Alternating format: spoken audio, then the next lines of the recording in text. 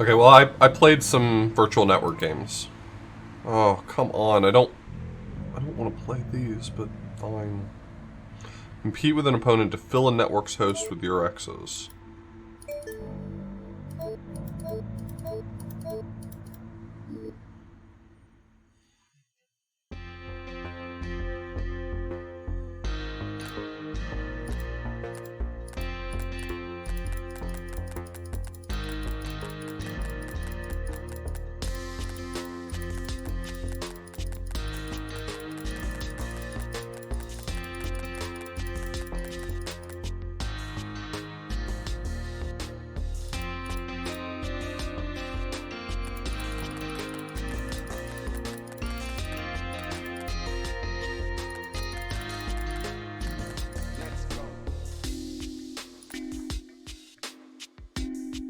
Yeah, that boss fight was sick.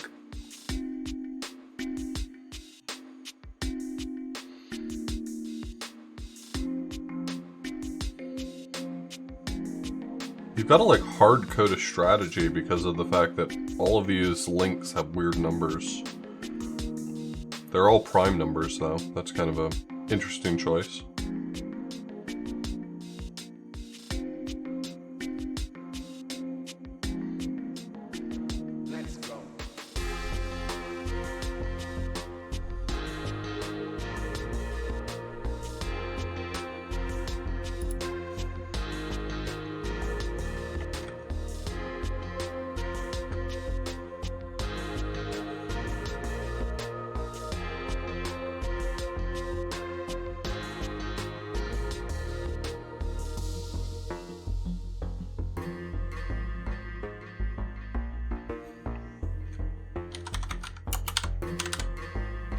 I mean, I can hard code quite a lot of these links and just make it go.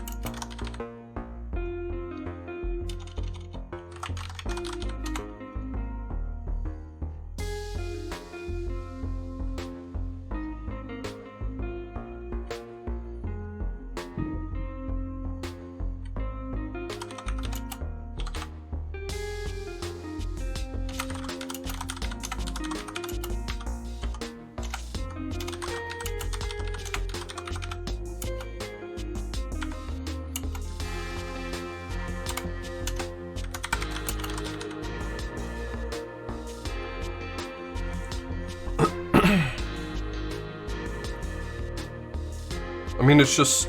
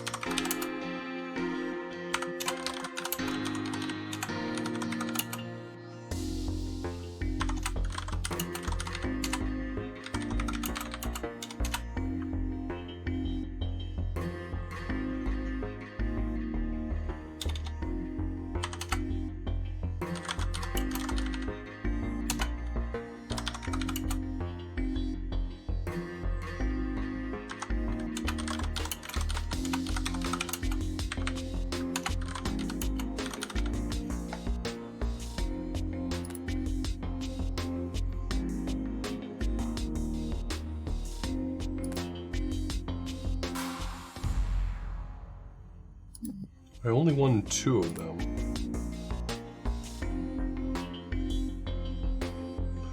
Oh, I don't always start from the same position and the configuration's not always the same. Oh!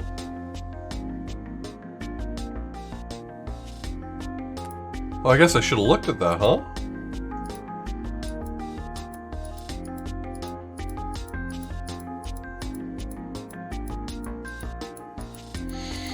Okay, well that means that it's less stupid, actually. Okay, that's good. That means it's less stupid. I'm happy about that.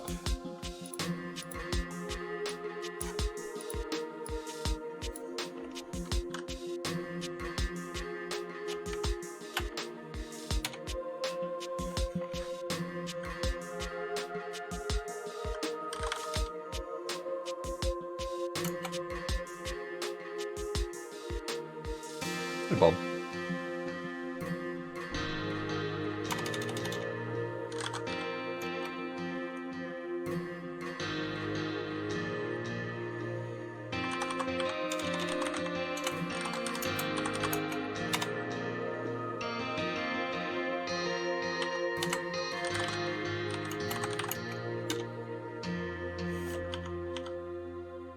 Let's mix it up a little bit. Try 7. Because I feel like it's going to go mostly in order. Try 3.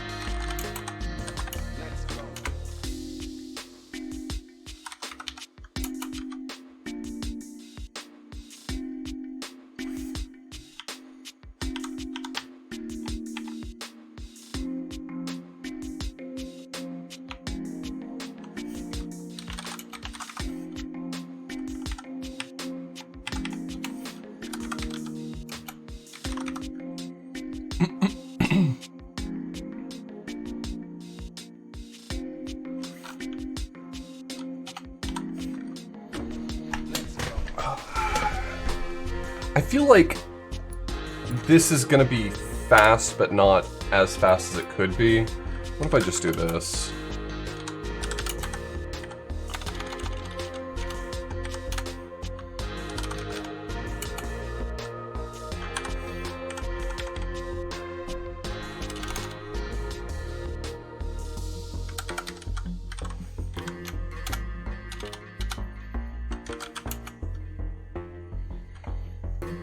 Ultimately, I want to try...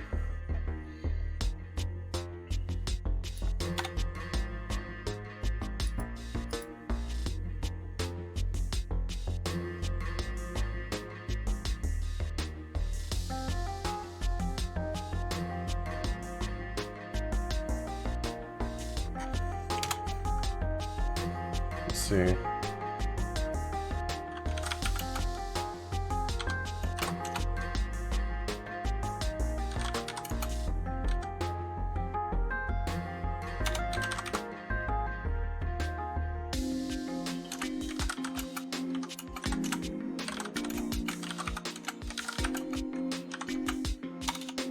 I think this is probably the same strategy that the opponent's using.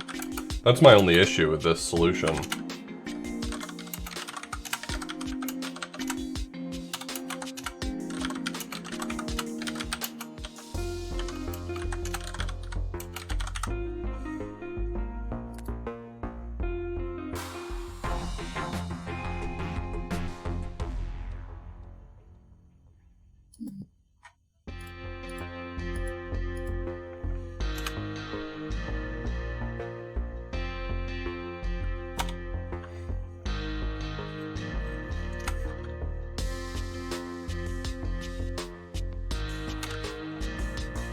Is there a way to determine that? I think the answer is no. Is there a way to determine whether or not a REPL is going to block? Because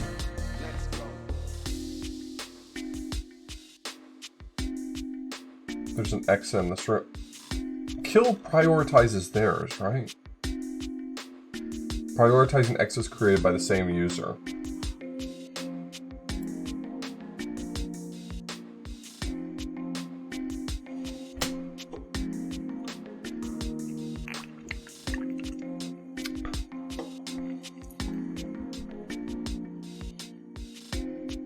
I mean, I can throw a kill in here and see if it helps, but I don't think it will.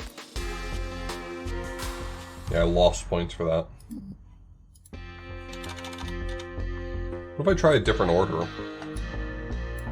What if I, like, try to hit 13 early? I mean, I'm winning, but I'm not winning by much, and I'm having a hard time coming up with a strategy.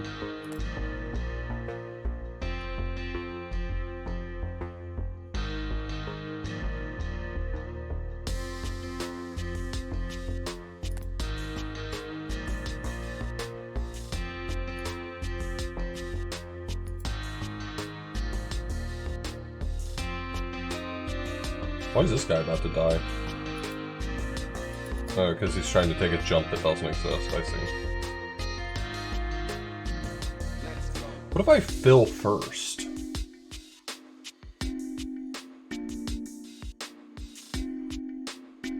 Well, then I just don't get to the rooms before they do.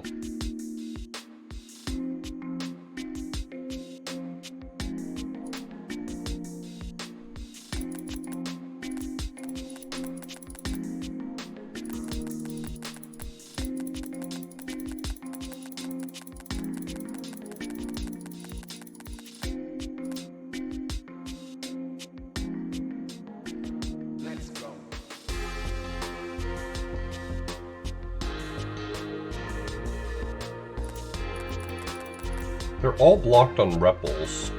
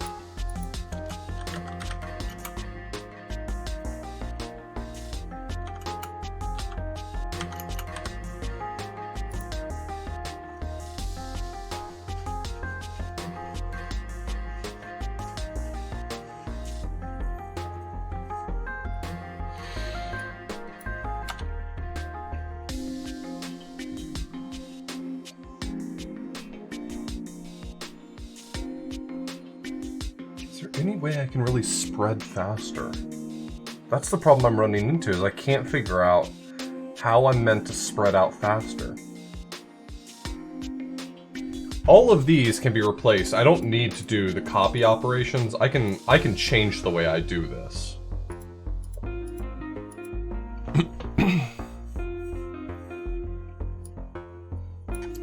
Let's streamline this then. If that's how it's gonna be, let's just streamline this.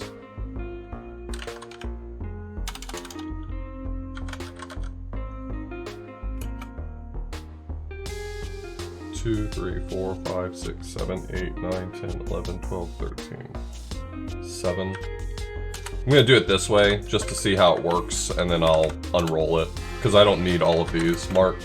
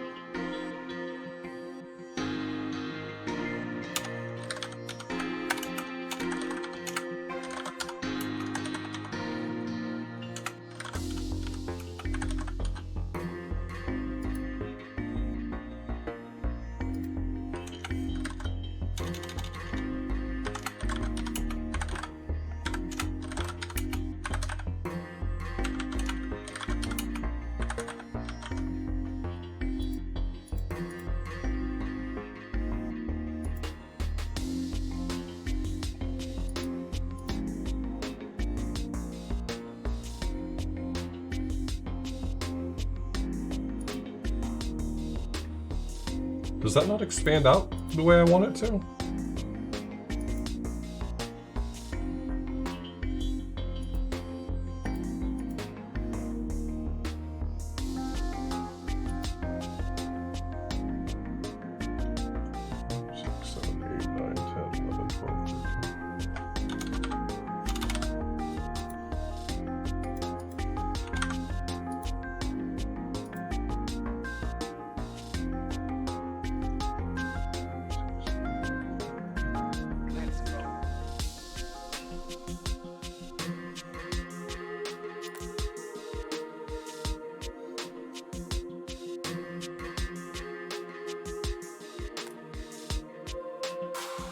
Okay.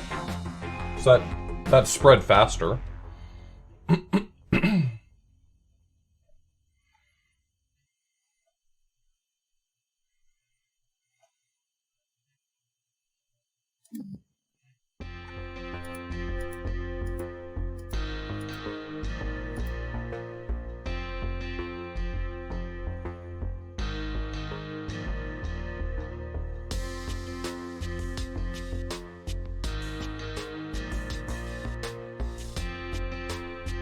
Anything else I can do to make this a little faster?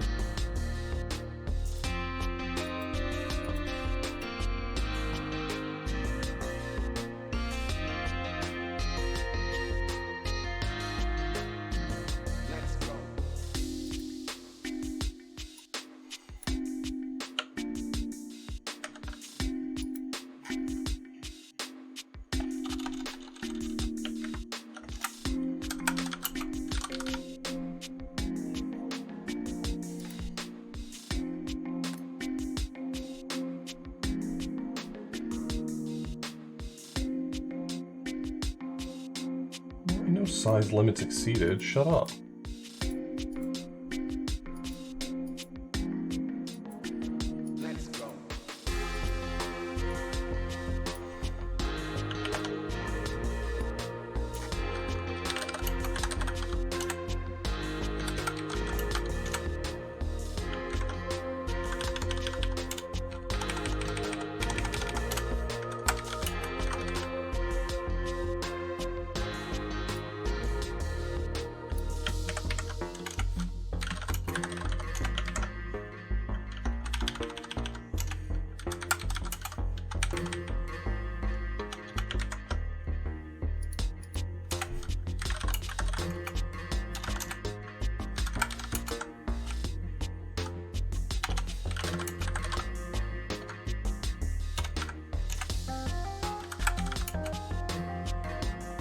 It's a link. I don't know why I keep writing jump.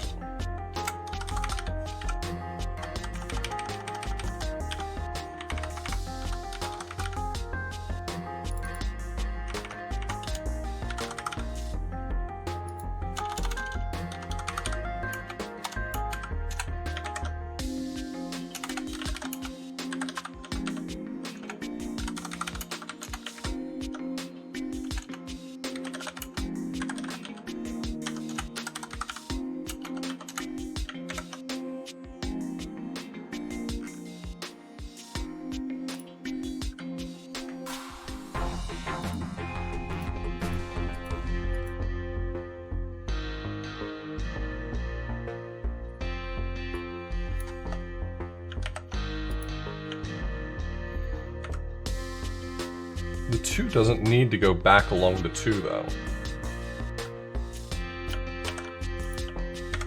I can fill a little faster if I make sure that the 5s... Or the... Sorry, the...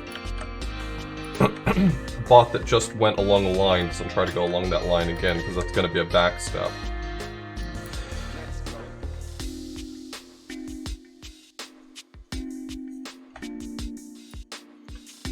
If there were a way to tell it to randomize this series of lines, that would be the best, I think.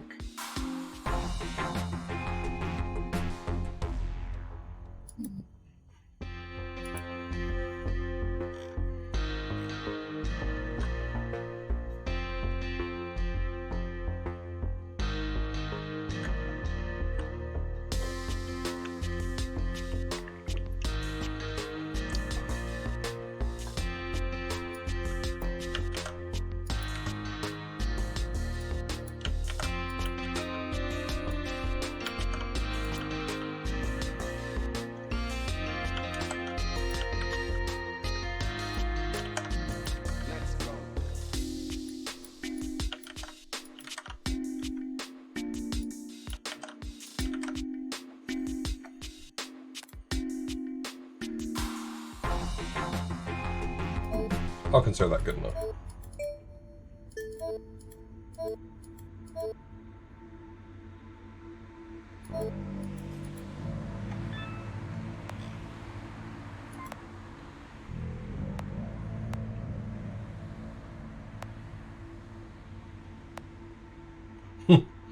Hi, Moss. I'm sure you're reading this even though you've been lurking. You might have won this time, but we should rematch.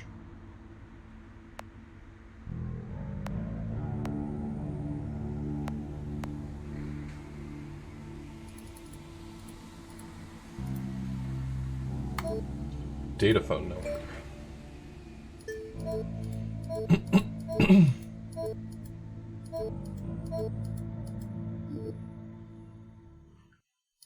Second issue. Using your modem, connect to each data phone so that Ember 2 will have a list of valid phone numbers. Each data phone contains a list of the owner's contacts in file 200, while the rest are in a contact list of another data phone. Note that each data phone, aside from the first, will appear in exactly one other data phone's contact list in such a way you can find them all without getting stuck in a loop.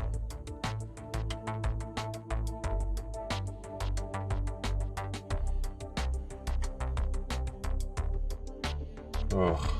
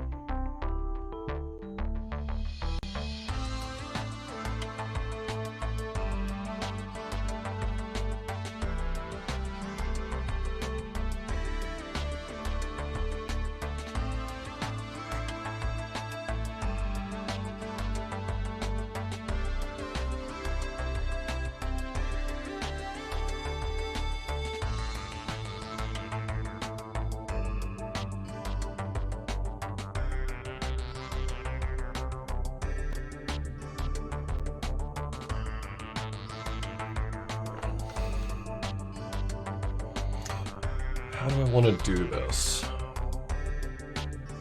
The numbers are just long enough that even with a swizzle, I can't store them in just my personal registers, right? I can't store... because I can only store 2 4-digit numbers. So it's just a little too long. Do they all have 472 as the start of them? Wait. I can just store them in my own personal registers.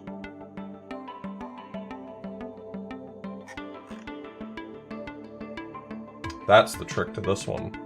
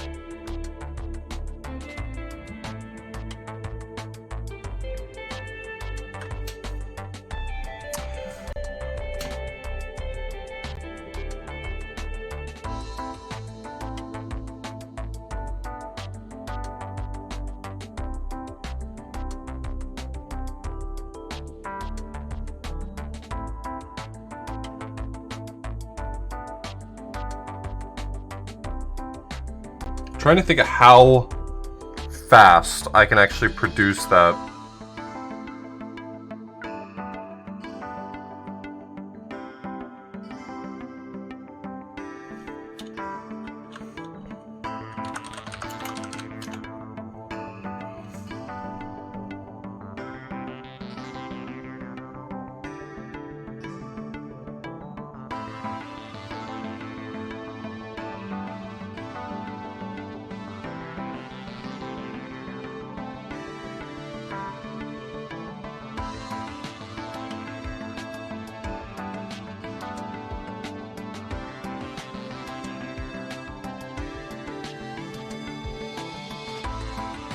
Hmm.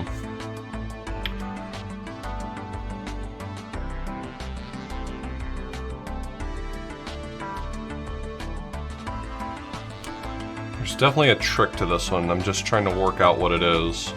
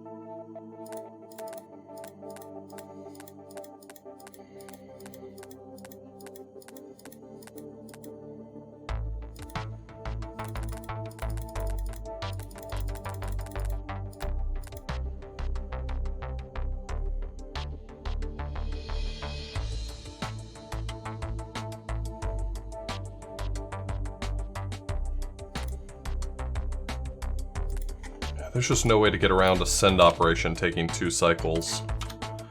Which is why, if it's possible for me to consolidate them into just one...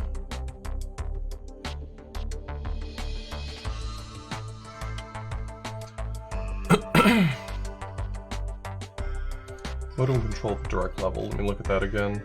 Pretty sure I have to send a -1 to close the connection. Yeah, writing -1 to the dial register hangs out the modem.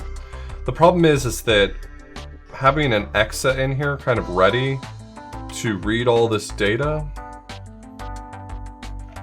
is going to ultimately not be able to send that data back if I close the connection.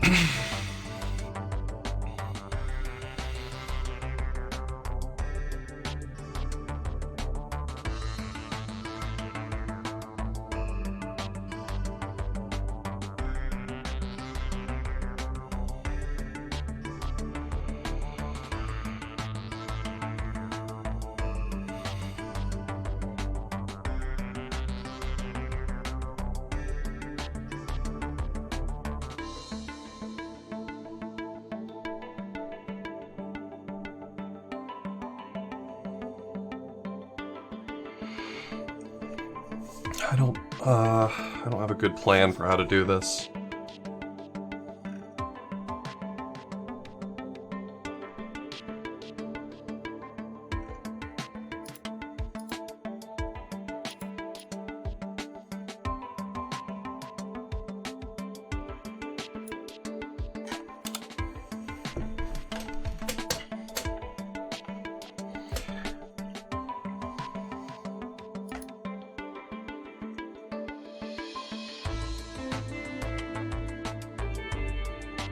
Is my goal here just to create... I mean, my big problem here is that if I'm as clever as possible, if I'm the smartest person in the fucking world right now, and I consolidate all of these digits down into just 2 registers, just so I can hold them as quickly as possible,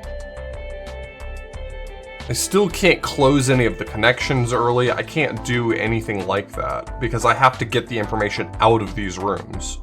When the connections open, I can read these files, but it's not like I can just close the connection and go onto a different one early. You might be able to make the argument that you could like send an EXA in there to copy the information out and then reopen the door later to get them back out of there. But that doesn't feel like it helps all that much.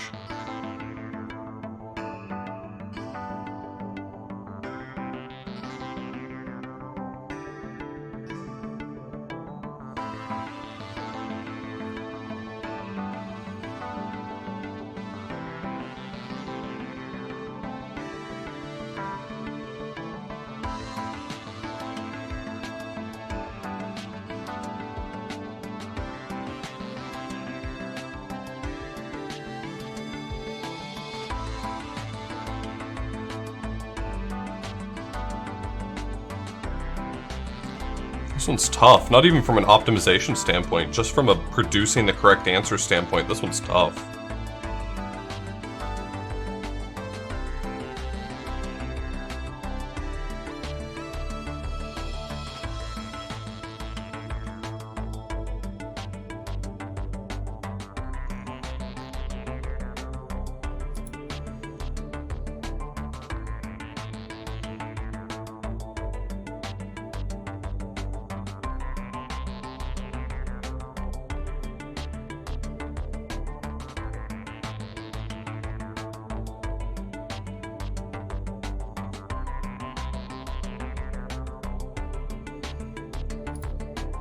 It's all good, Bob. It's just a way of taking digits of a number and rearranging them. It's a command that's fairly specific to this instruction set, but you can just take a number and you can rearrange its digits.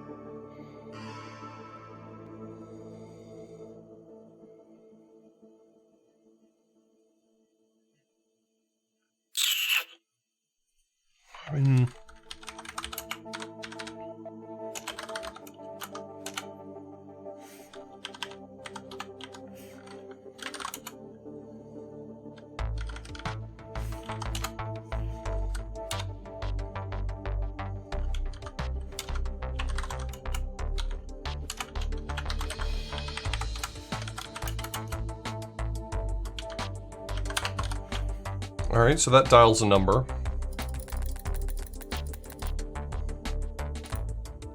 Oh, I can't skip the first 3. Never mind.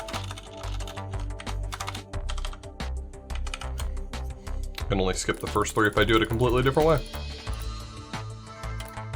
So that opens that connection.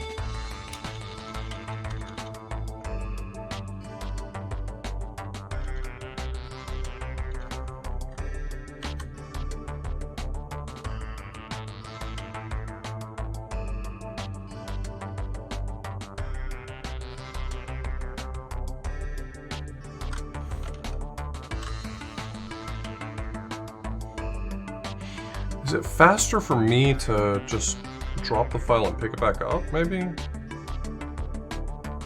Copying 11 digits through the AM register is 22 steps.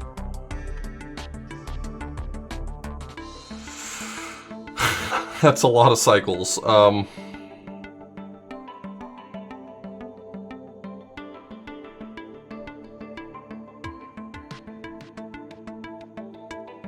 I could just make a copy of the file, then walk out of the room and repeat.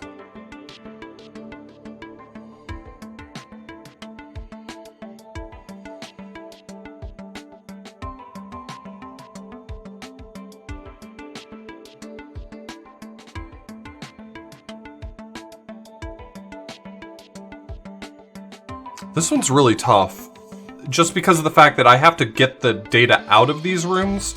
So first off, it's going to make it a lot harder to optimize. But even if I don't care about optimization, just getting the right answer is a real struggle. Because I have basically two options here. My main EXA can just keep a giant phone book, and I can append to the phone book and write from it if I want to. Or, alternatively, I could put an EXA in all the rooms that I have access to based on the phone numbers I have available, and then have them come back out and take on the responsibility of the previous one, like dialing new numbers and going to those places. Because I don't have to...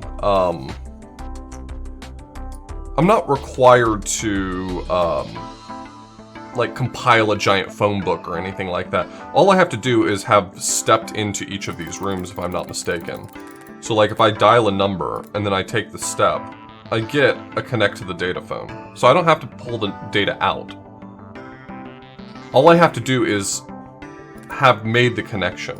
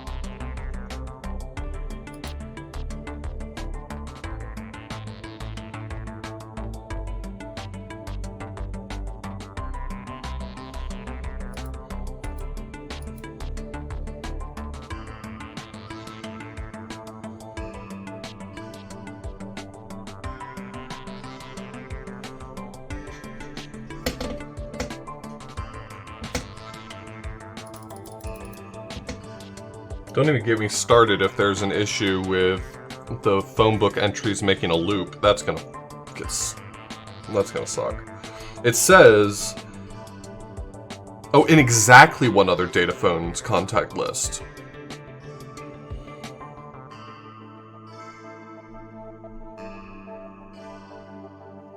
In exactly one other. Okay. So that means that it should be a tree, not a loop. There should be no loops.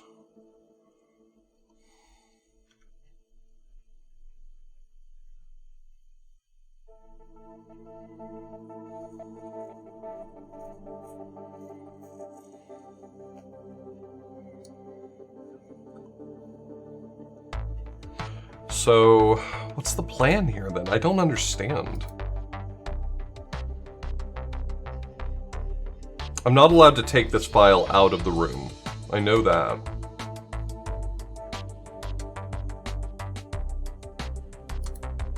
That's what the lock means here.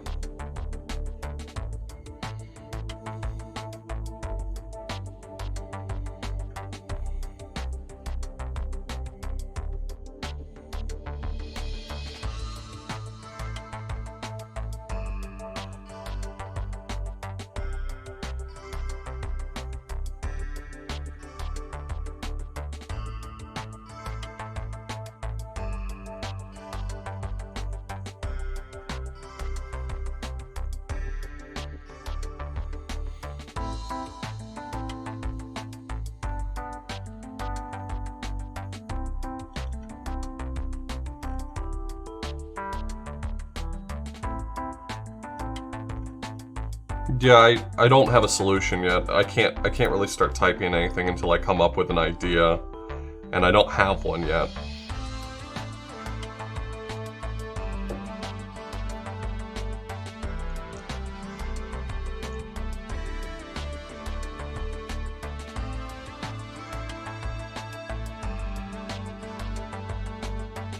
Is there a way to find out where I am in a file? Like, get information about, like, where I am in that file?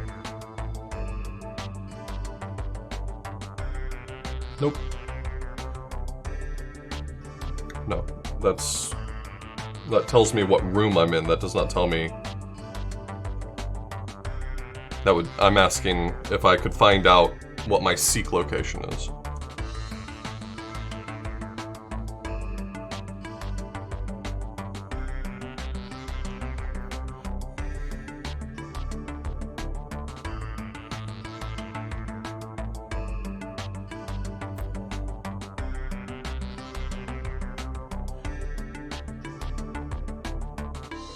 That would be telling.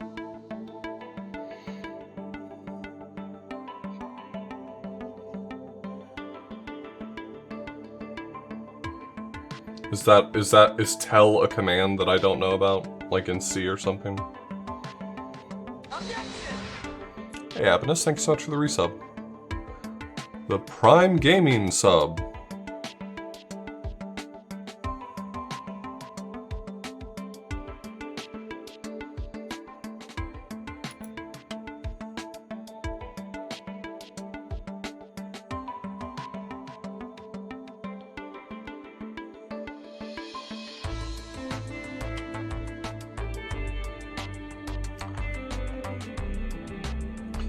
I keep having these, like, moments where I'm like, oh, I think I see a solution I can do, and then I come up with a problem. Ah, okay. See, I don't know that command. But now I get it, and it's funny.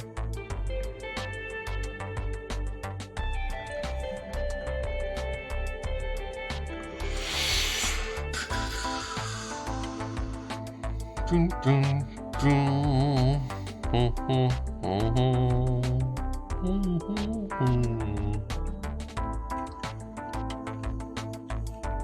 Okay, I have an idea.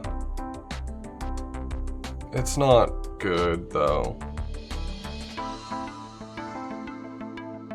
But I think I have an idea.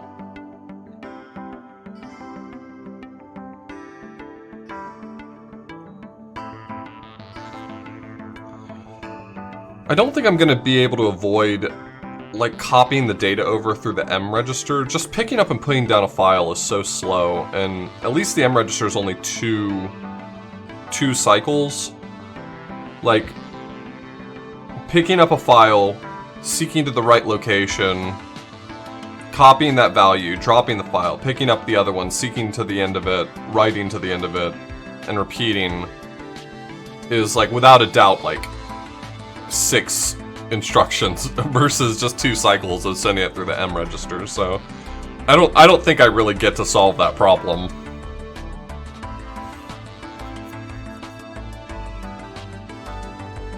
So what I'm gonna do is my plan is I'm going to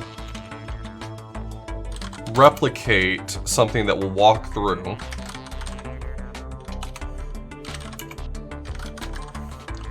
And then on this end, basically, I'm going to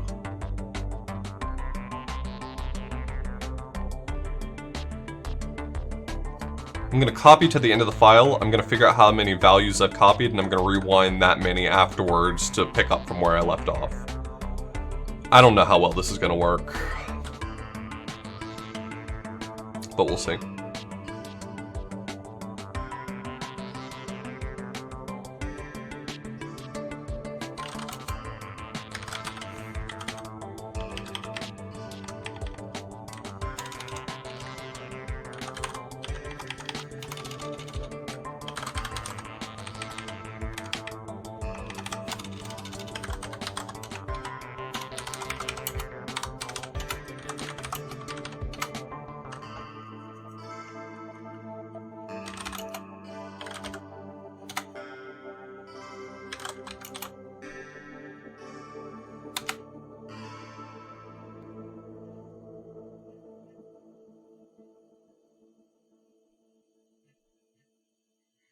I can avoid sending the 472. I think that'll save me a little bit of time.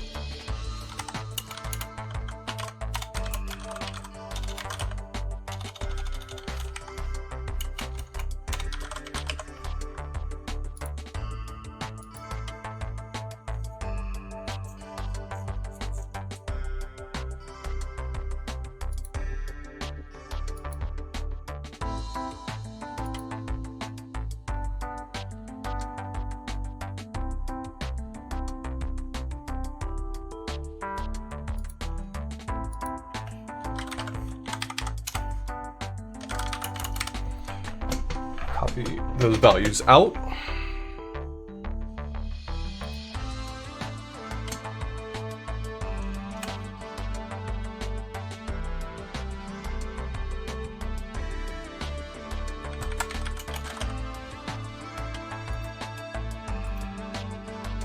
And then on this end,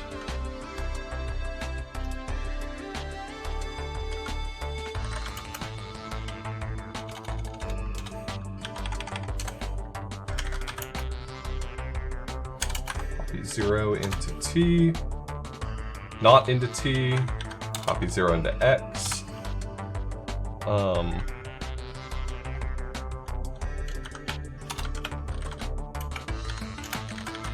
Copy M into F 8 times.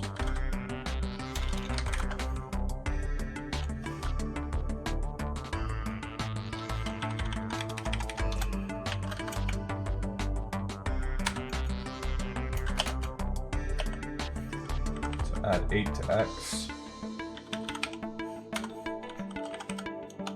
Then I copy the value that many times. And I test MRD.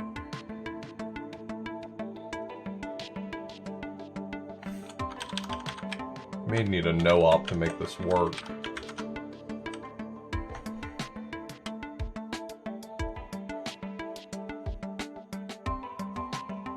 There's two. I'm gonna put a no-op here preemptively just to get ready for it, and then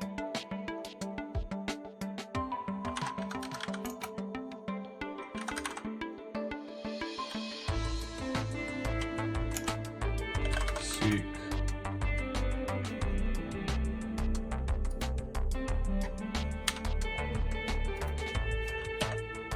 X jump loop.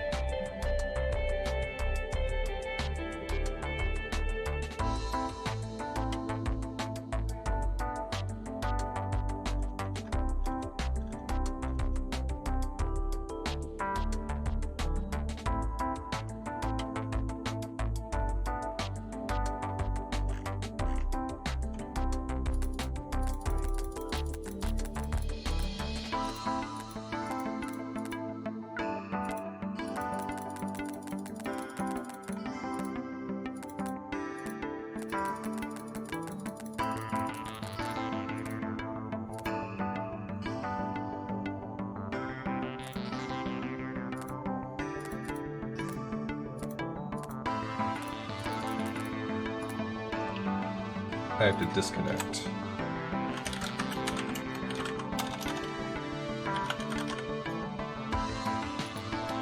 Am I able to skip that no-op, or does that break it?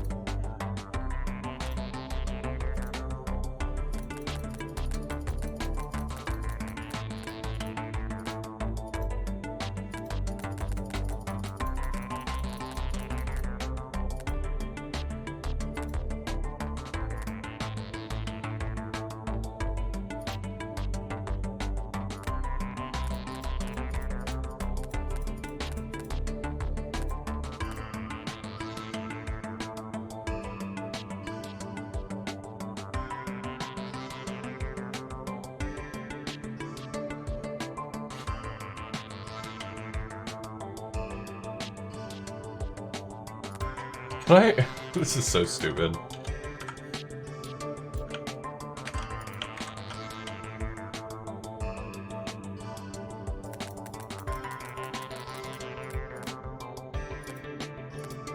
No. Trying to eke out one extra cycle.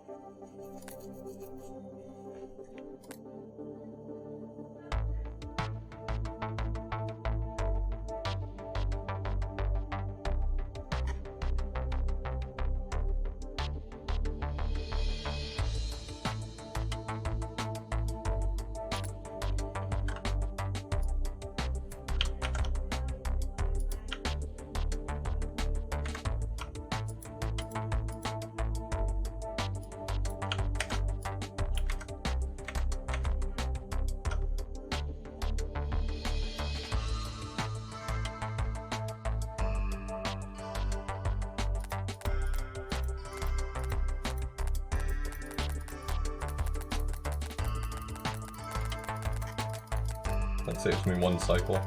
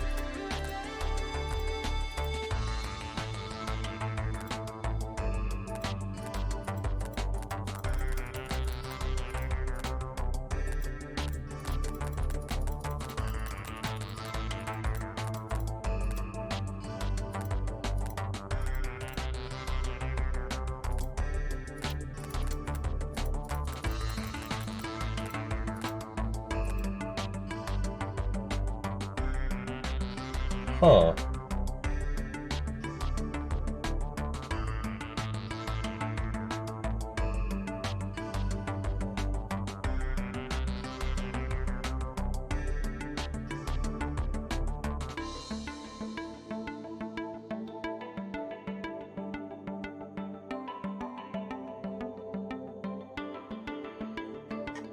So not all of these numbers actually map to... I guess there's 1, 2, 3, 4, 5, 6, 7, 8, 9, 10, 11, 12, 13, 15, 16... I mean, there's a lot of numbers and only 8 phones, so some of these are not going to be valid for this network.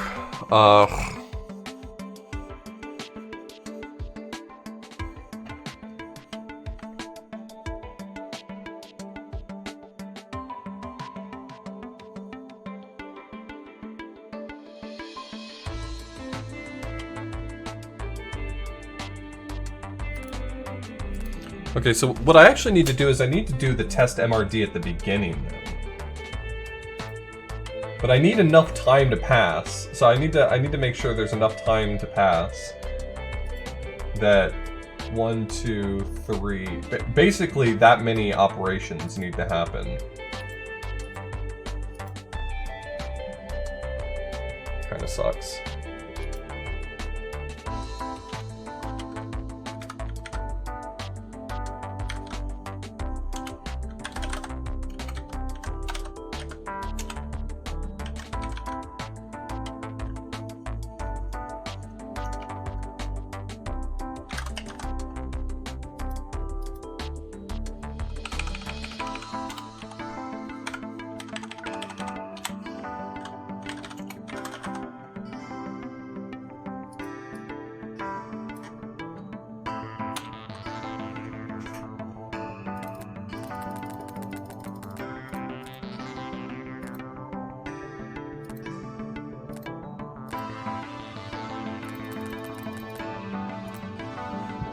I need another no up.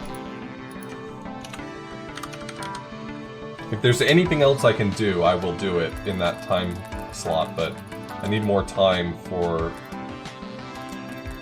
Okay. This should work then?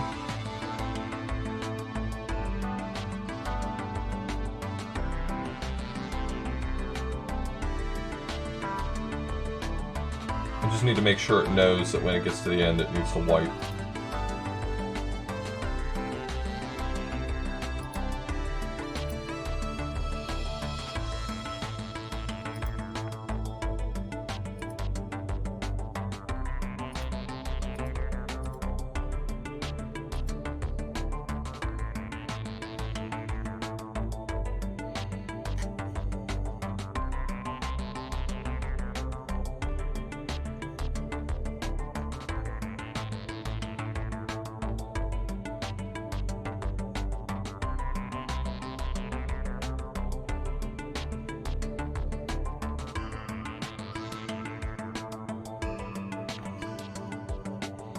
Think you have a really dumb idea? Well, it would match, it would fit very well with a lot of my ideas. You're in good company.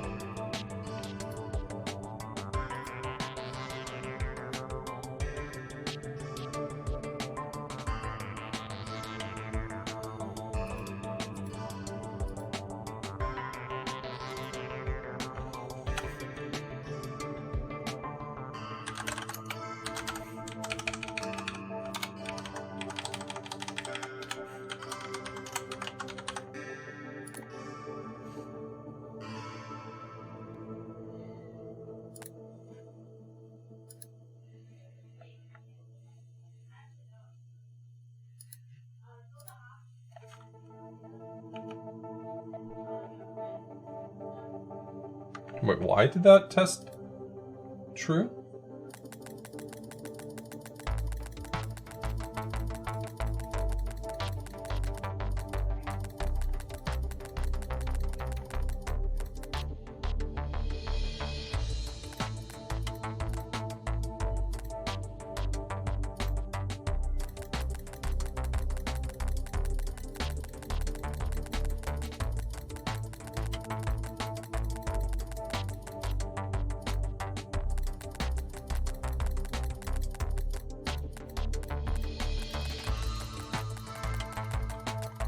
Oh, right, there's the dead file.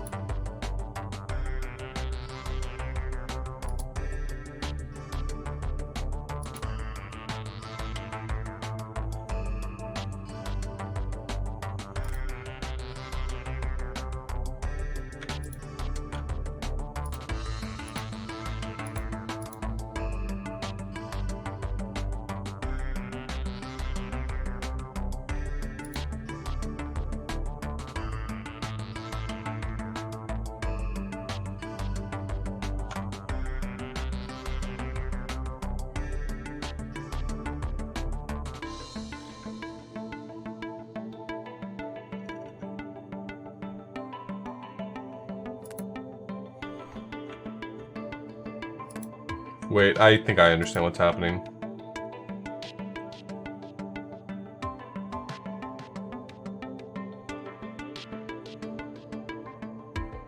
I'm overwriting some of these values, aren't I? I'm losing entries because I'm overwriting them. What was your idea worse? I can tell you whether or not it would work or not.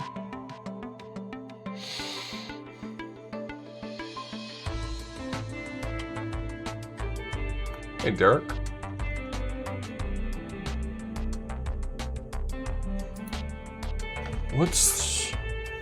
I need to like keep track of where in my book I am.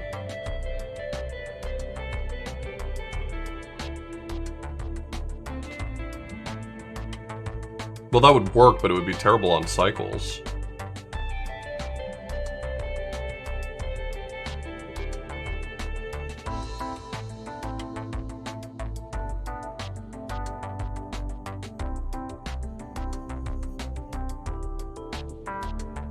Yeah, I mean, if you're trying to optimize for program size, it might be shorter. I kind of had to do something similar for another problem. This was a custom one, but I had to write a program that basically tried a variety of different passwords, where I was like incrementing a digit at a time. So you could probably do that to just iterate through all the phone numbers possible.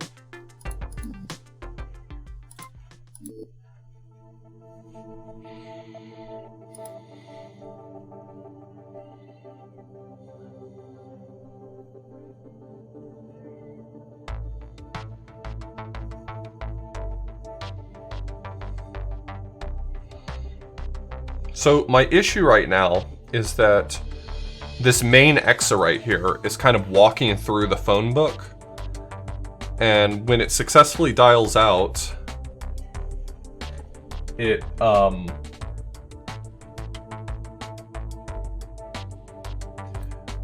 so what I really need to do is right here, this guy needs to jump to the end of the, like I need to know how many entries there are in this file currently, and I need to jump to the end of the file to write, and then be able to jump back.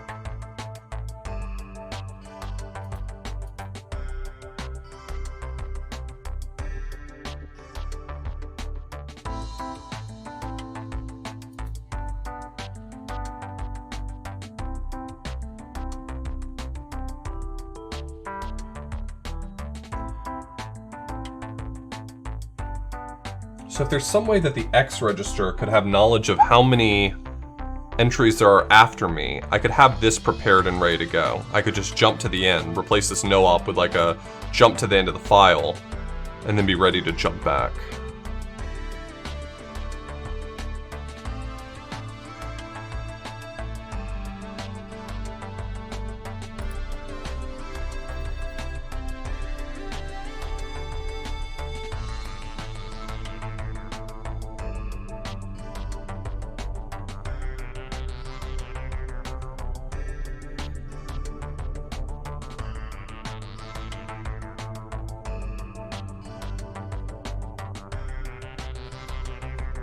Need to think about it for a second. I know I can work this out, I just need to think about it for a second.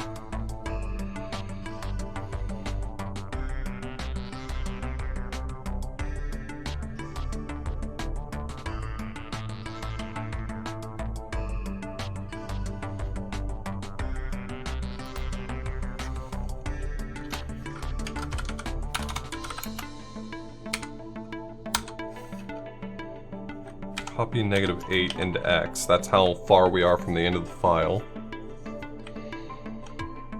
Then every time I successfully dial a number,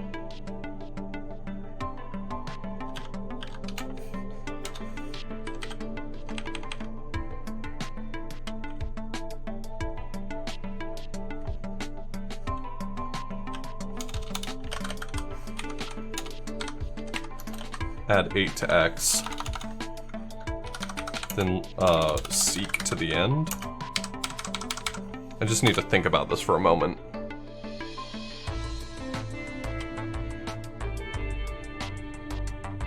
Because this right here is going to tell me how far back in the file I need to jump. if I do this right.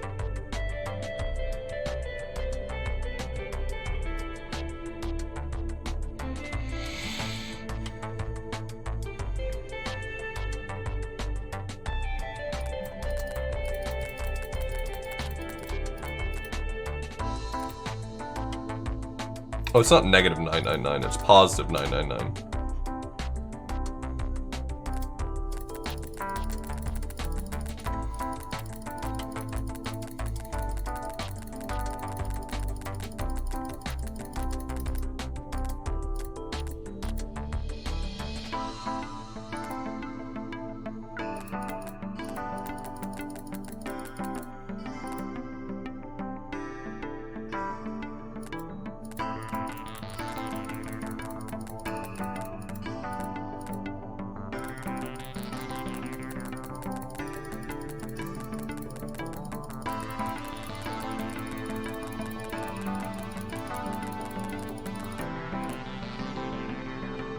I can't believe that just worked. I can't believe that was it.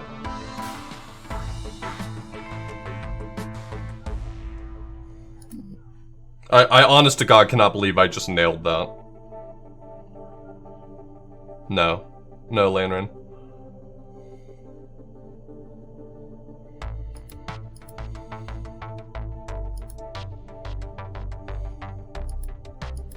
And now I don't have any unnecessary no-ops in here as well, because I needed that seek to get the timing right. This no-op, actually, I don't think I can remove, because if I swap it around... Actually... Oh, that still works, okay. Putting that no-op there is going to cut down on the number of cycles by several, yeah.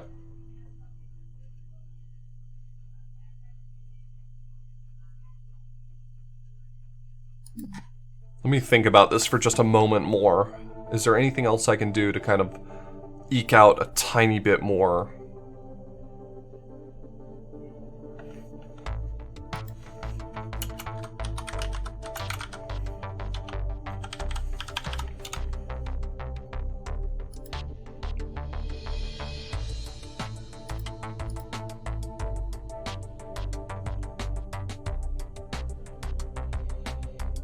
The fact that there's now a jump and a test MRD and an F jump made the timing work out better for the test MRD. I keep reading this as test MRD, but it's probably not clear what that means unless I say it the way I'm probably supposed to say it, which is test M ready. Like whether or not it's ready to read from that register. I don't see any obvious way for me to eke out a little bit more. It's pretty optimal. I mean, I'm certain there's some magic I could do that would speed this up a little more. That's why I'm not at the top of the leaderboard. I'm just... Oh wait, I'm sorry. I am at the top of the leaderboard, 69. The top percentile was 871. The fuck?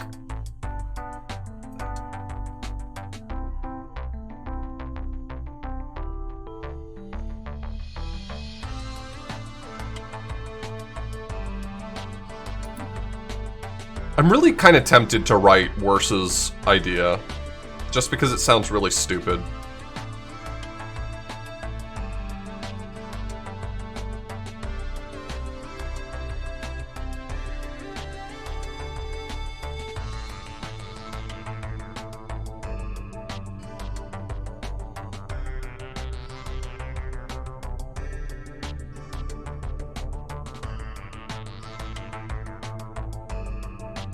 Sounds really stupid, though.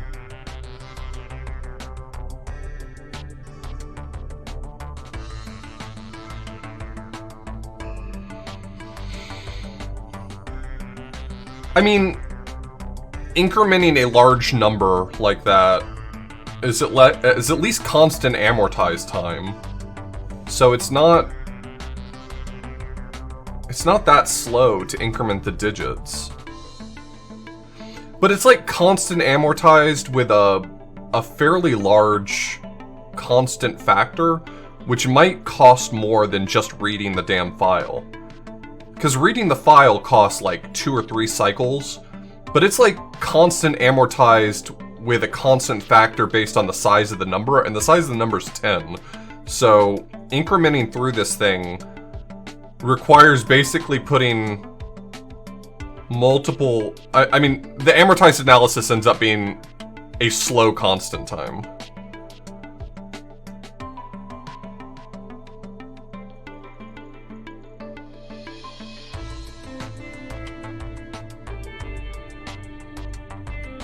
Am I interested in writing that code? Just... maybe? Maybe.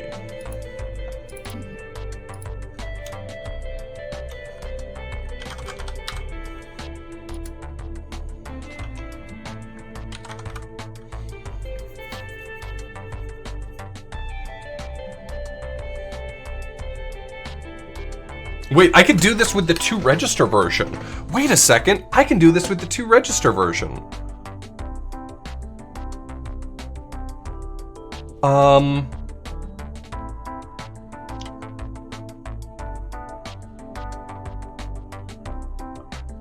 Okay, it turns out that my solution's going to be incredibly stupid.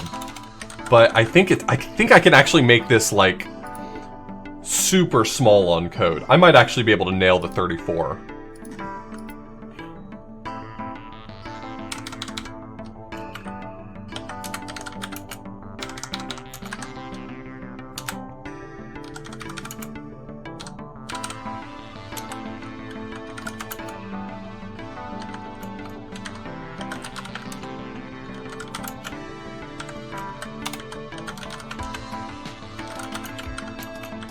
I'm gonna have to, like, get up and get a drink while this runs, though, if it turns out to be as fucked up as I think it's gonna be.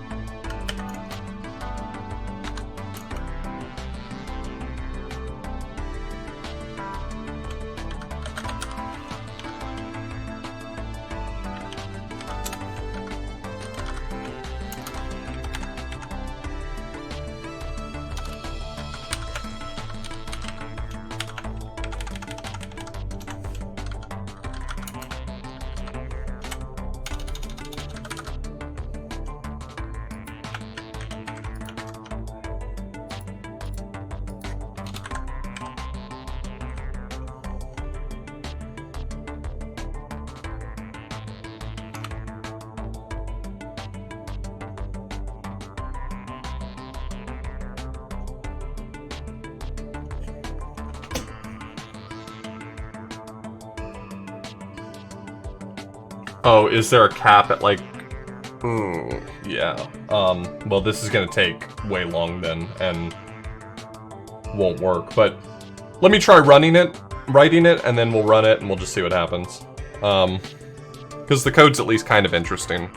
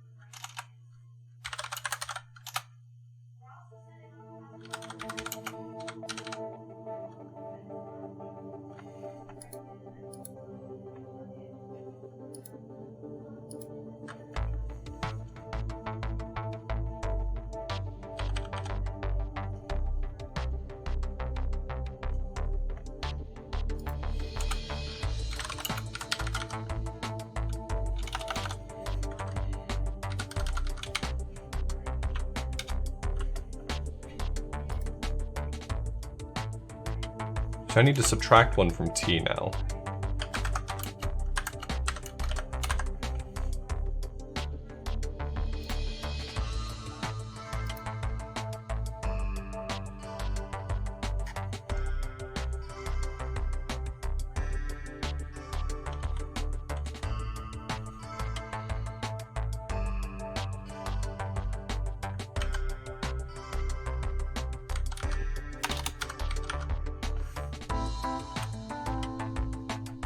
F jump.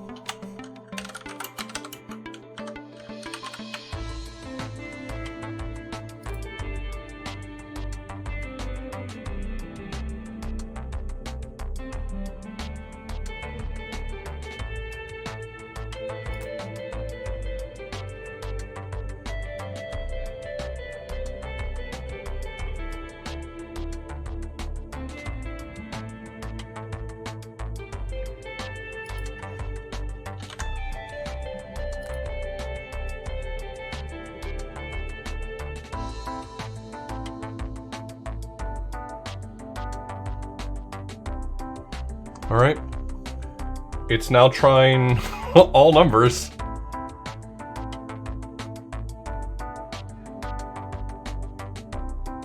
Please stop at 999,999. Please.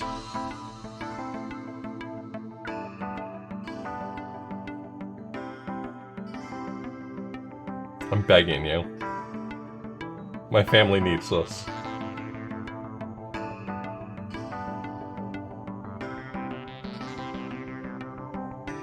Thank God.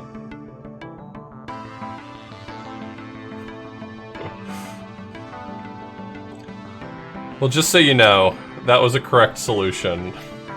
It was going to work, and it was gonna take a lot of cycles.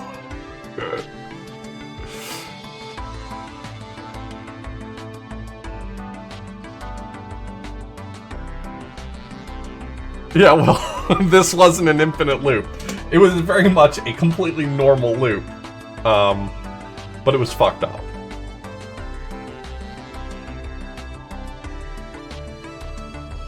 No, it would have matched on activity, because in order to test the data phone connection, I would have had to do a link, so I would have gotten to 9 activity.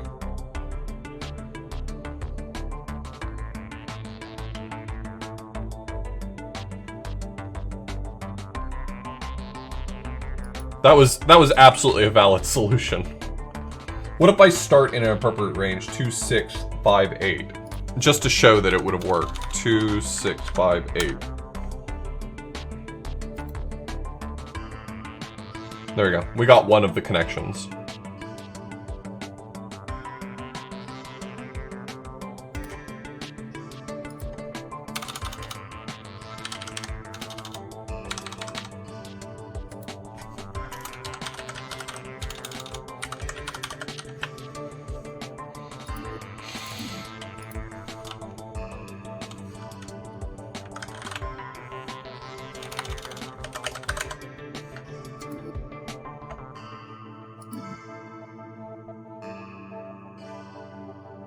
Yeah, honestly, the fact that this doesn't have built-in...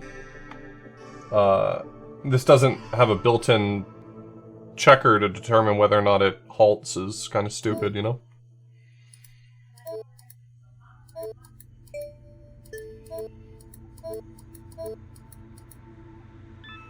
I think that if you really wanted to make a good program, you would solve the halting problem first. Hey, I'm not bothering you, am I? Well, I was in the middle of playing a game, and now I'm watching a cutscene, so I don't know. You remember I used to work for Last Stop? Started as a cashier, worked my way up. I always knew they were close-knit. But I found out it's much worse than that. It's a full-on cult. I don't just mean everyone believes in the company. They believe the whole world isn't real. They say we're all trapped in some kind of fake reality. I don't know. I wouldn't care if that's all they believed. The real problem is they think they can force their way out with a big enough explosion. So they're refining material to make a bomb. A nuclear bomb. Right next to piles of old snacks. I do like snacks. I have the number for the warehouse where it's all set up. If I give it to you, you could do something, right? I need to rest. I'm gonna go lie down.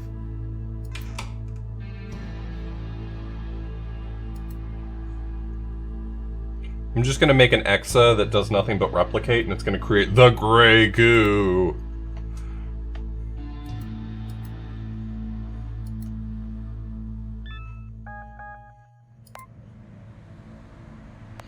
Destroy... what? What a fucking message. Destroy the nuclear centrifuge is secretly operated by Last Stop.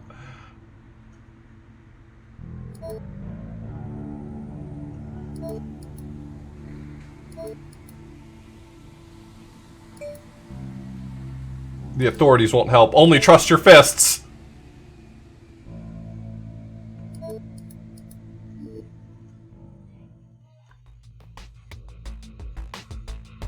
An array of 5 Zip-type gas centrifuges.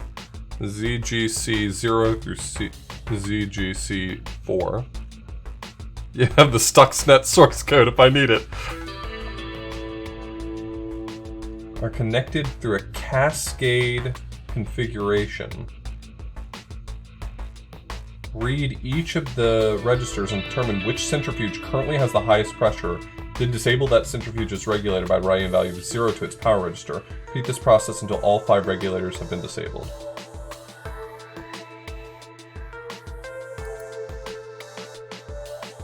Ooh, flavor balls. Extra juiced flavor balls. These files, holy shit.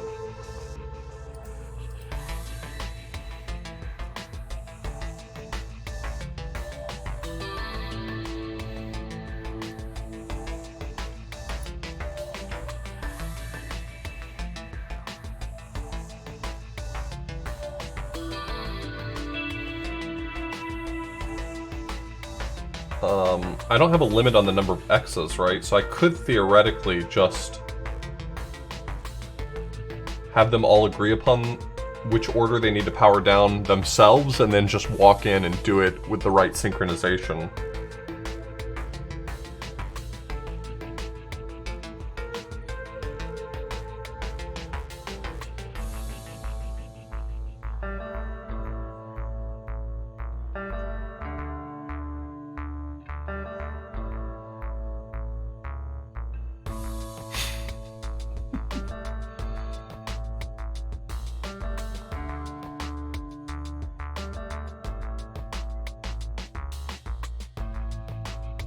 Pharaoh Cola.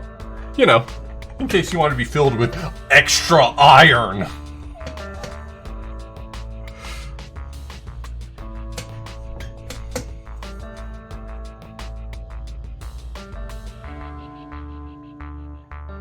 It's just Iron Brew, yeah.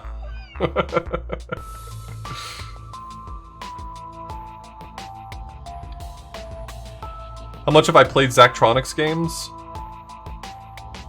Could we dial every number in the phone book with more X's? Unfortunately, no. I don't think that would be possible. Just because of the fact that it's not only receiving a phone number from one EXA, it's receiving a phone number in whatever sequence it receives it, so...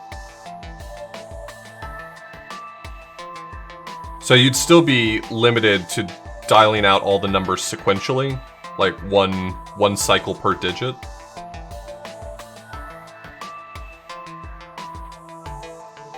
So the only other Zachtronics games I've played are Infinifactory, which I enjoyed, but I got kind of annoyed trying to optimize it. This one's a lot more enjoyable for me to optimize. And I played, back when he was just making Flash games, I played Codex of Alchemical Engineering, which is still, hands down, probably one of my favorite puzzle games I've ever played. I loved it. I tried Opus Magnum, I didn't really get into it. I tried... another one that I'm not remembering, and I didn't get into it. But I think there's nothing wrong with them, I just didn't get into them at the time, and if I gave them another shot, I'd probably enjoy them. How is this compared to the others? I find this more enjoyable to optimize. My brain clicks with this a little better for the purpose of optimization. Space Chem's the other one I tried. Thank you, Fruit Salad.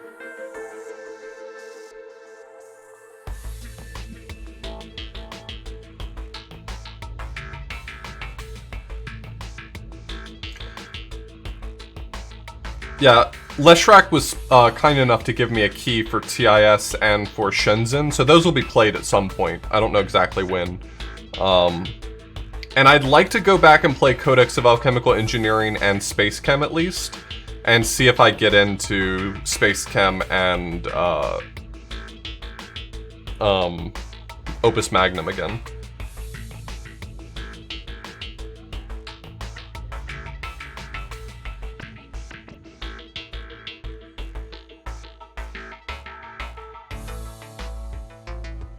I kind of agree with you, Worse. Just conceptually, I feel like I should like the game more than I do, and I kind of struggled with it. So I just need to figure out how to sort these numbers. I mean, that's really what it comes down to, right? Is you gotta figure out what order they come in.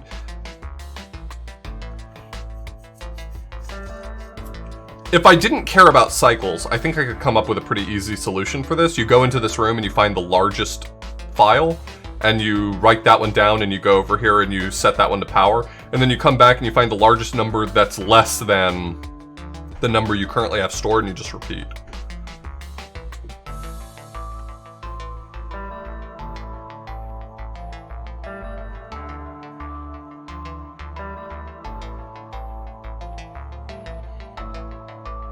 I do like Infinifactory. I think it's actually a really pleasing game to play, but I simultaneously cared too much about optimization and was not good at optimization, and I burnt out on it like one stream in.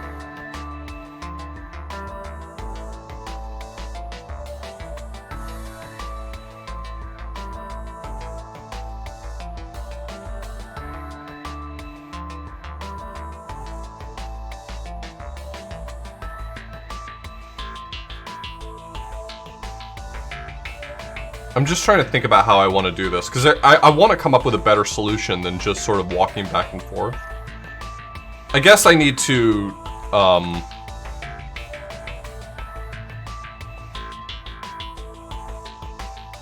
know, it wouldn't really be that hard for me to just have one bot in here repeating that process while another one does the walking and setting values. That might be the play.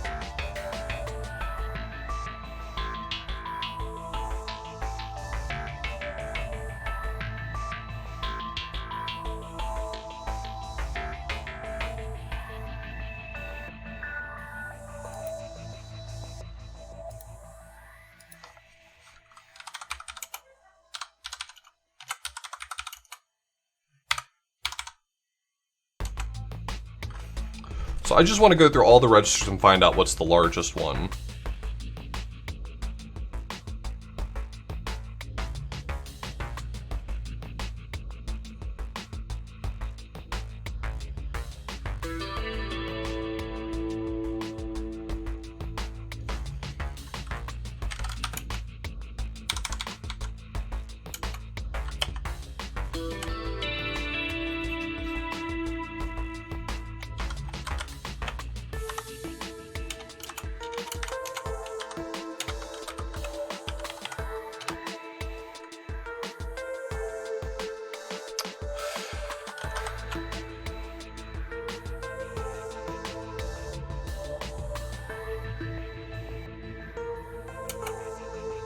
Test whether or not ZGC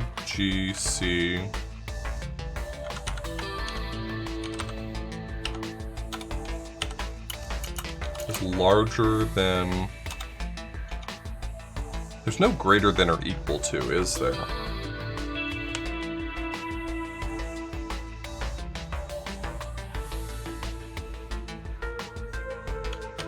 So what I need to do is when I set the value X, I need to set it to 1 less than what I'm actually looking for.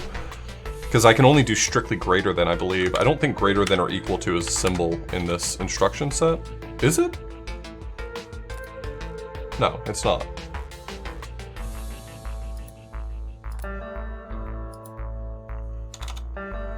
Oh, I can just do less than. Shit, I'm an idiot. I'm sorry.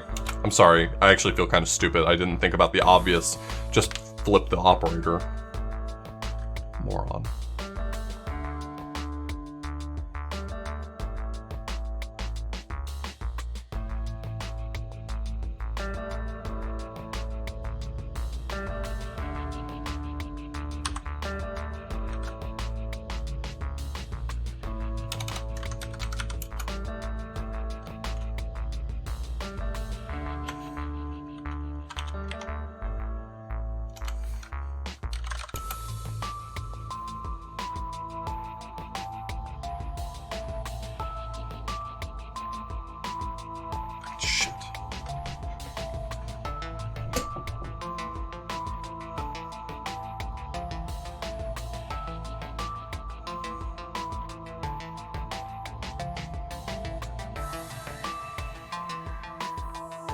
I don't have enough registers to do what I need to do.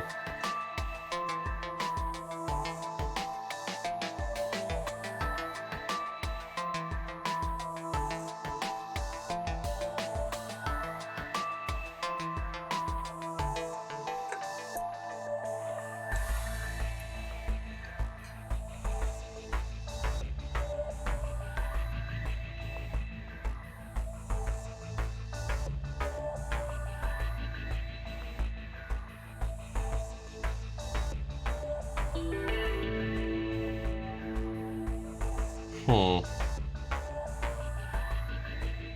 I just wanted to have an EXA in this room that would try to find the new best value, and it would spit it out over the M register.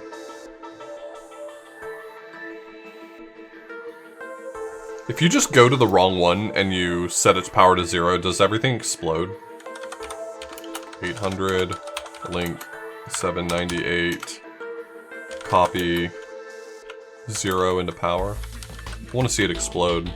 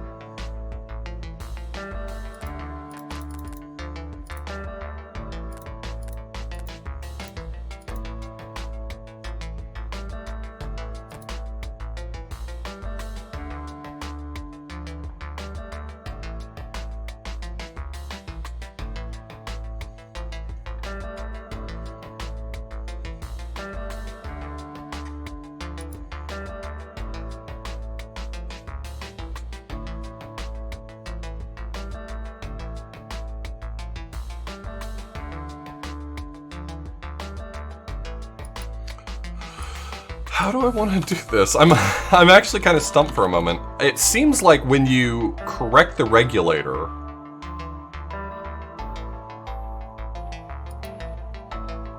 so if I were to go to 4, let's actually confirm how this works. Link 800.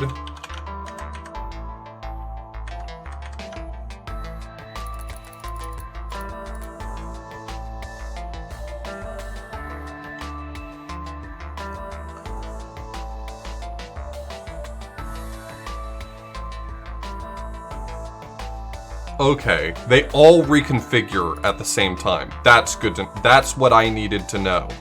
That's the thing I needed to know. Okay.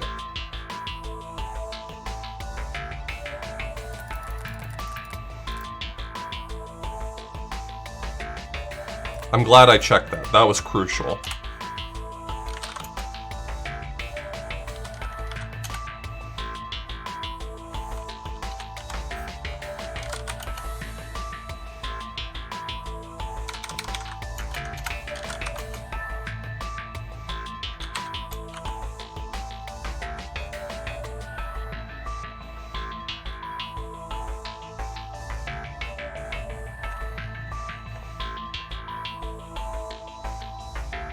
Two ways I can do this. And both of them suck shit. Fuck. Alright,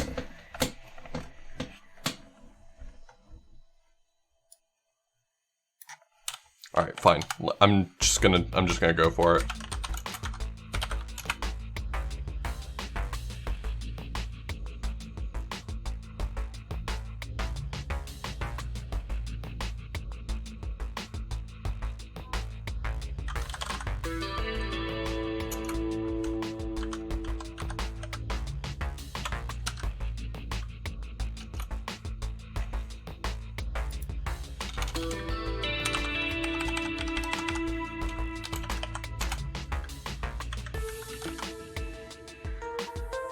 Is there an easy way to find the max of 2 numbers? I mean, the answer is yes, but in this system.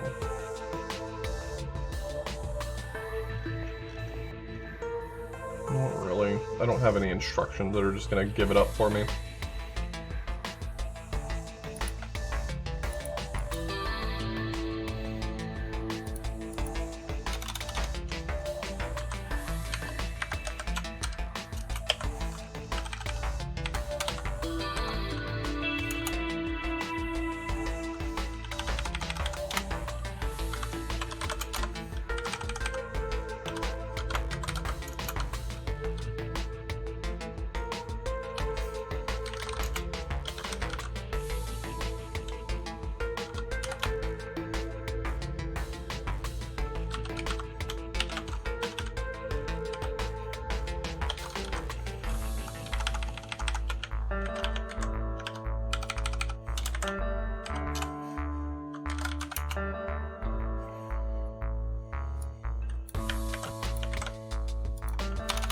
Okay, so now I have the value.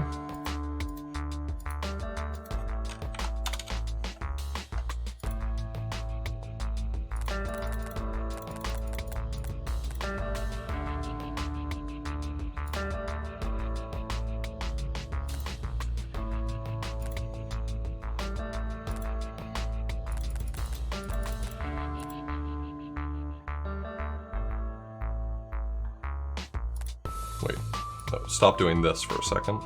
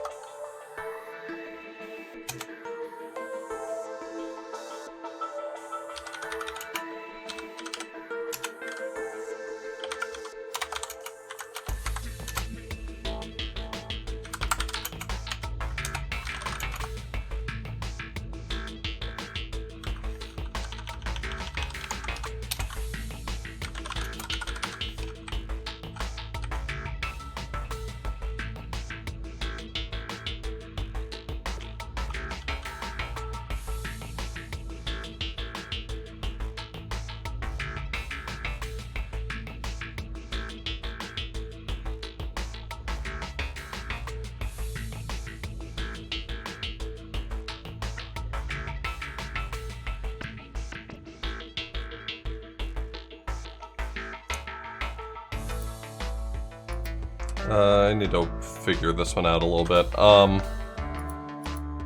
So this has the value now. Now I just need to figure out where that value was.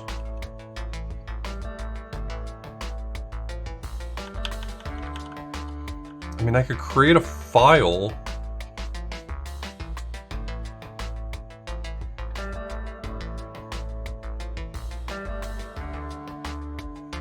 So I don't have to go through a second time.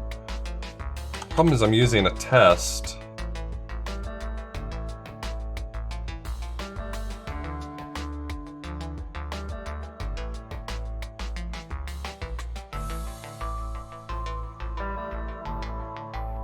So that means I can't use the T register.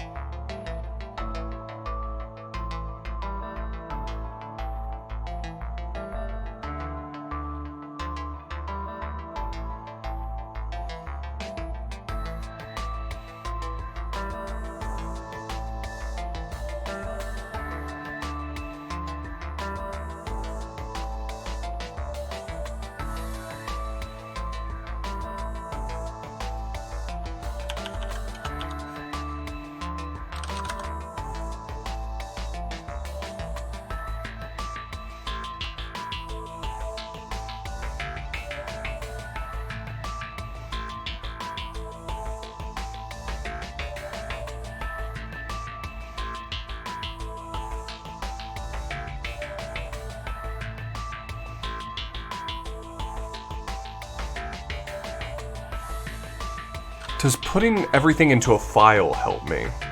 Like, what if I store it in pairs? Oh, but I'm gonna have to reread the whole thing again. Ugh. God, this sucks.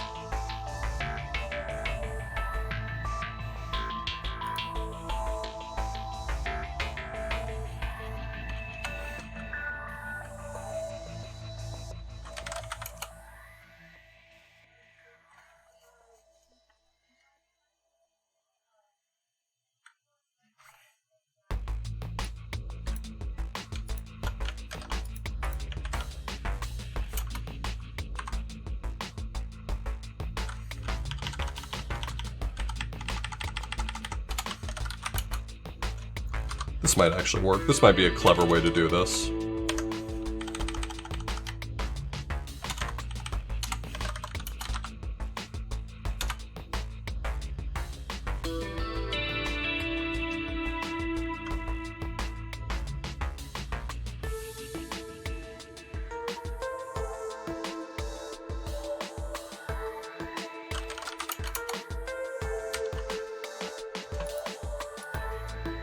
There.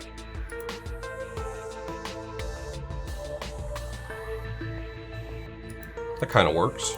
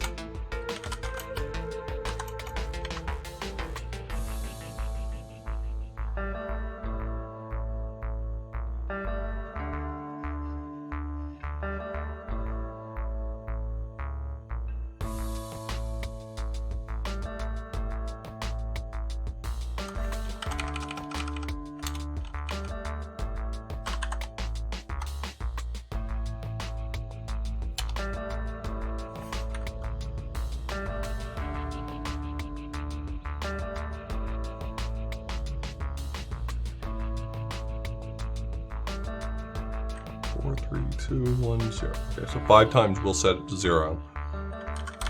Okay. So all that's left is doing the walking, I guess.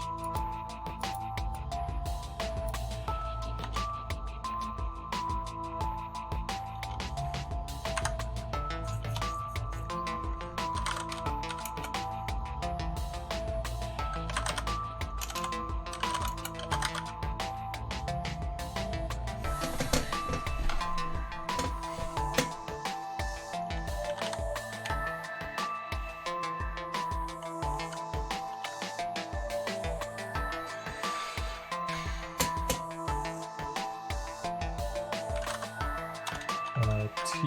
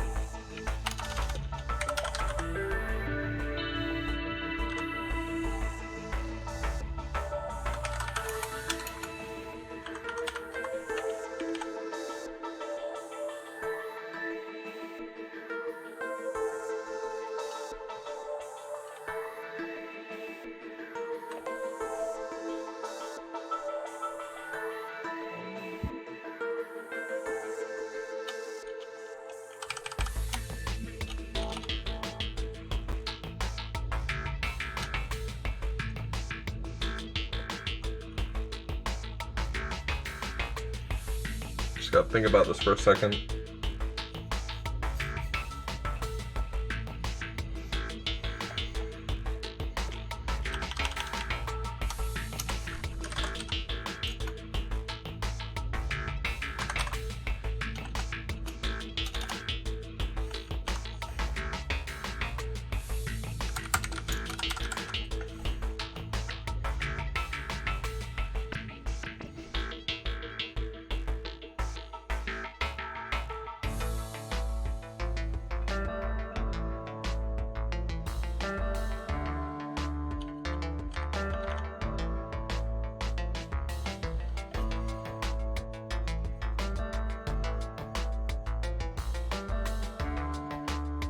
Okay, so copy 5 into T.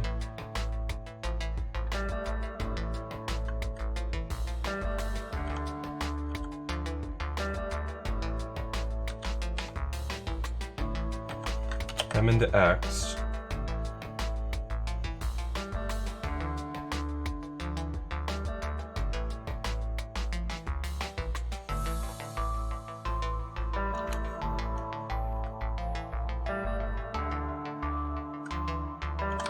Sub I, T1T.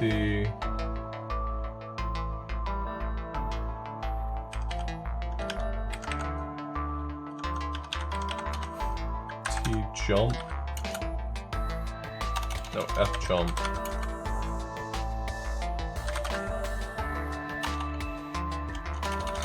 So this EXA needs to basically, I'm trying to do the stepping by replicating. It's going to be faster and more efficient for me.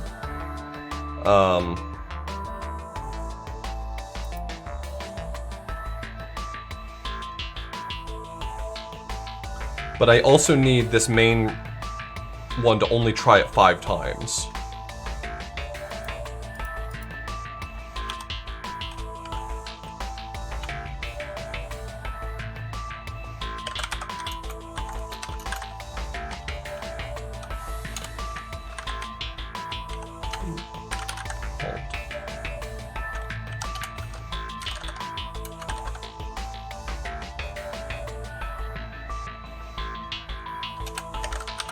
Copy X into T.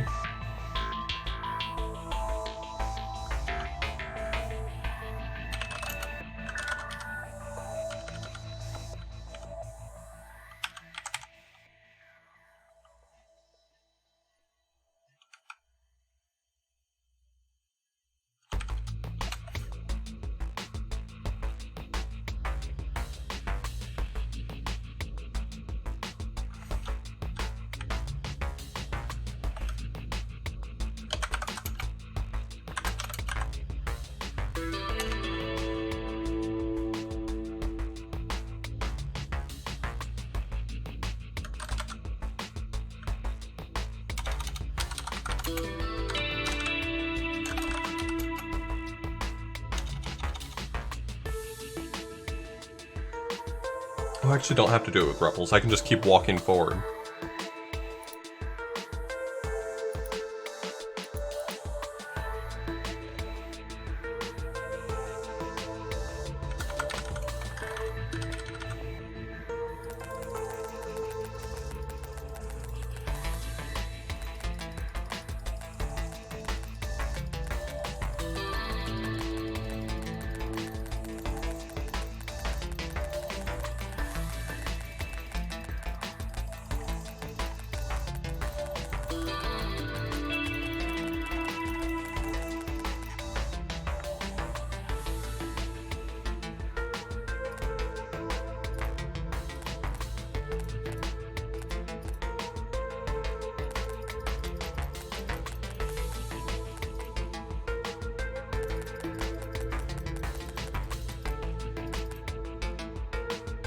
Oh, it needs to wait for that to happen.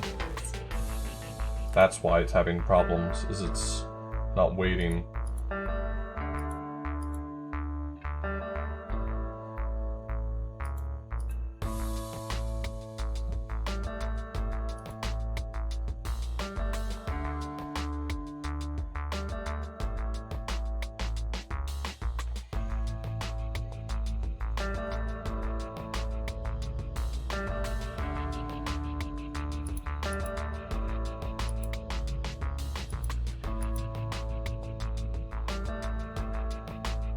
Interesting, interesting, interesting.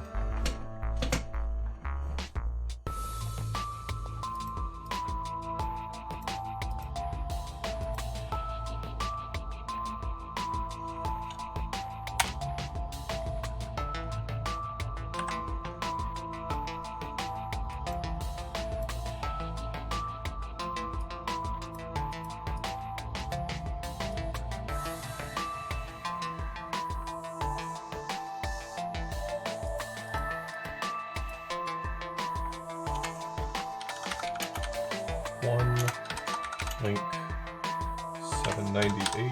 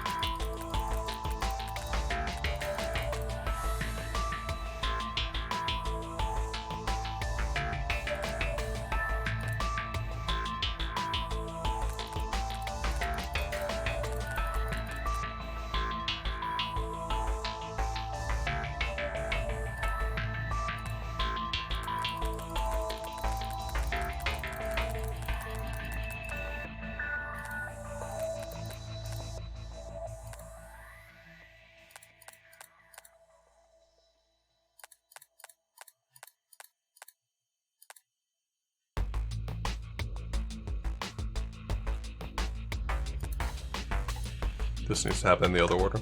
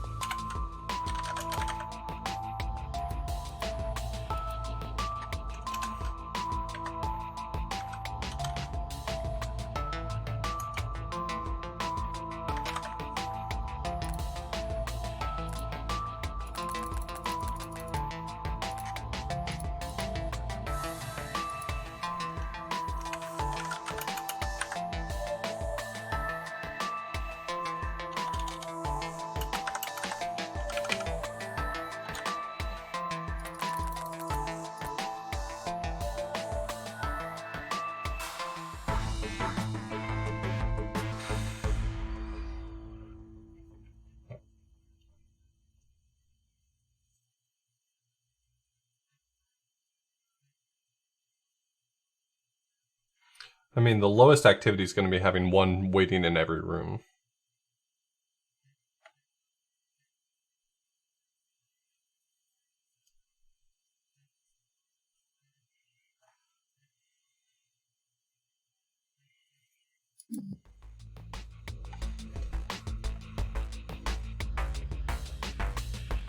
How much further do I want to optimize this one?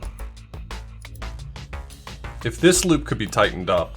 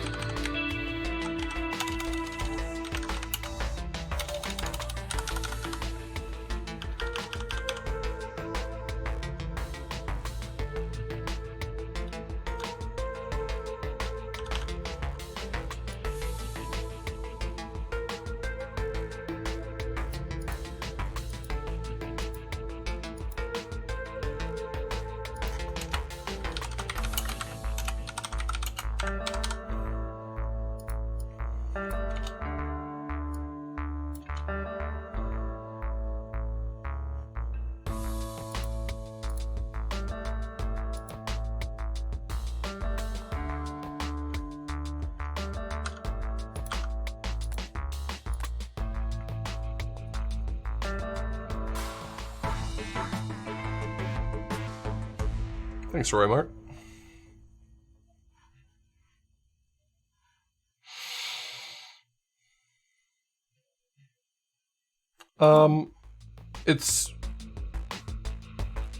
It's a lot more fun for me to optimize this one than some of the other ones I've played, I guess.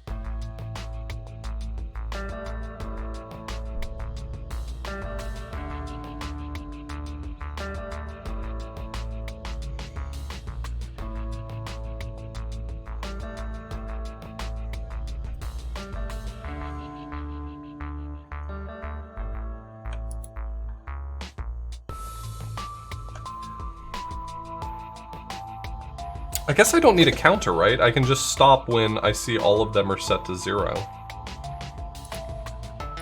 I guess that can save a few cycles.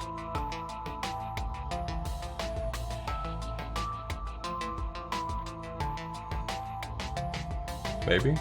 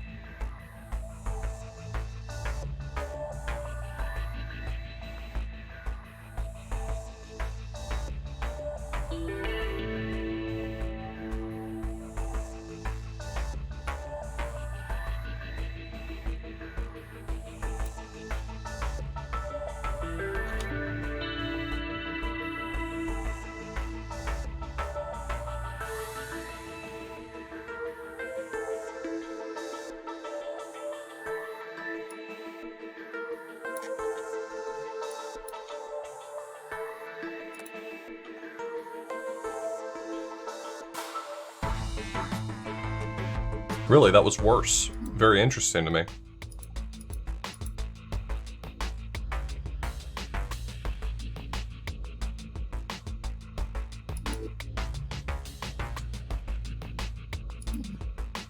Why was that worse?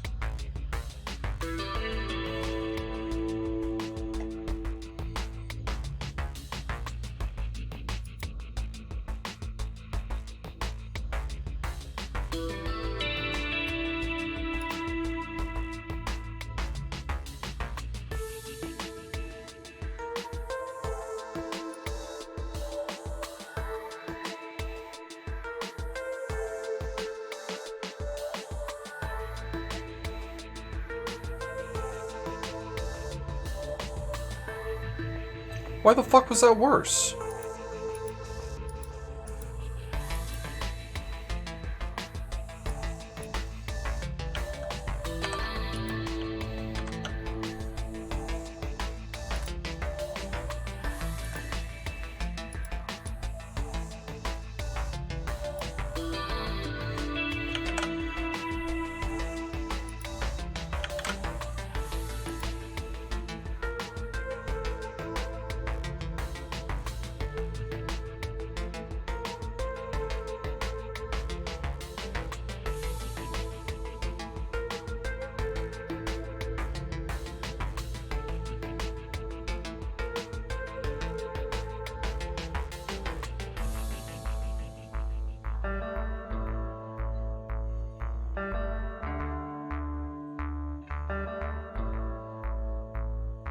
I think it was worse because I was waiting on all of those things anyway because of this one right here.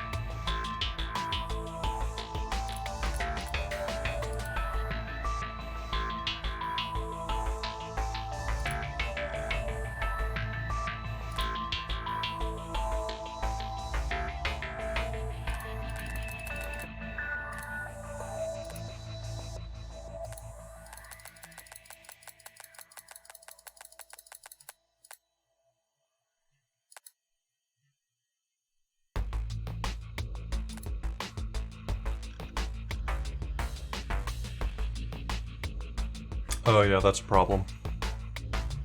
Now I have 3 X's polling simultaneously.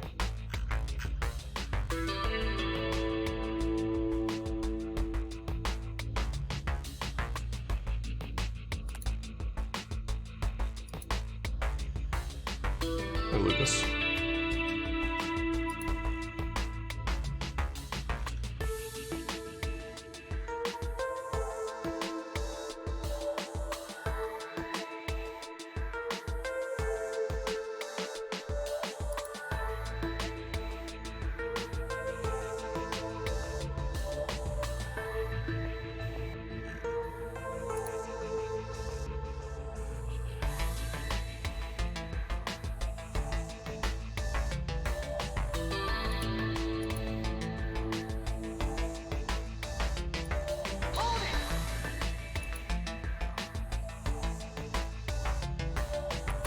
Hey, Yagamoth.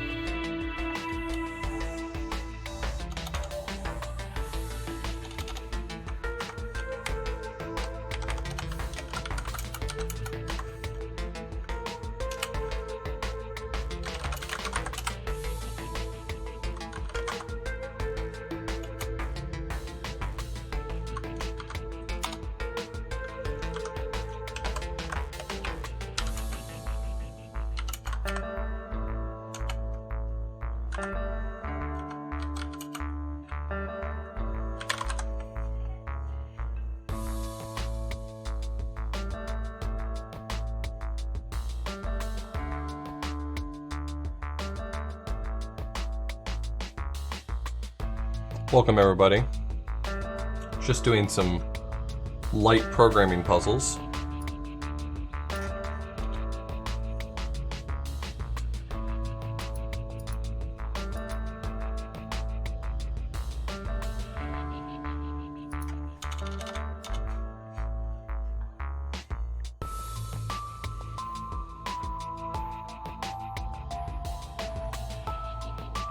I mean, the thing does use assembly, yeah.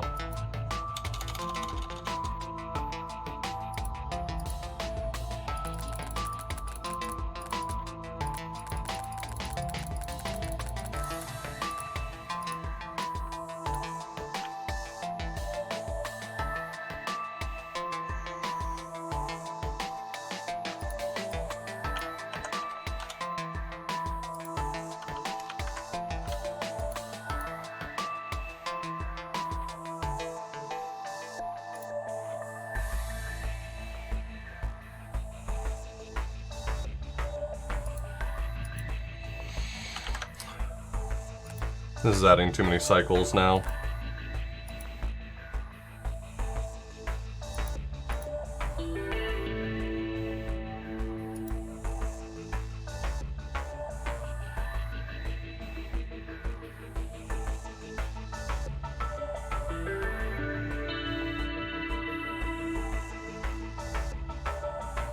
I mean, I'm better off probably just doing a timed loop then.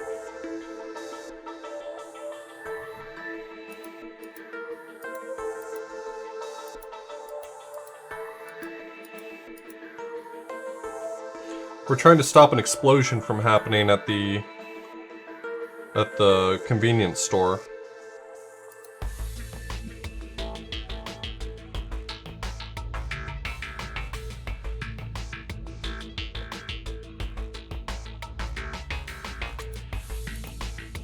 The way I'm doing this is frankly kind of stupid. It's not like I have a better solution right now.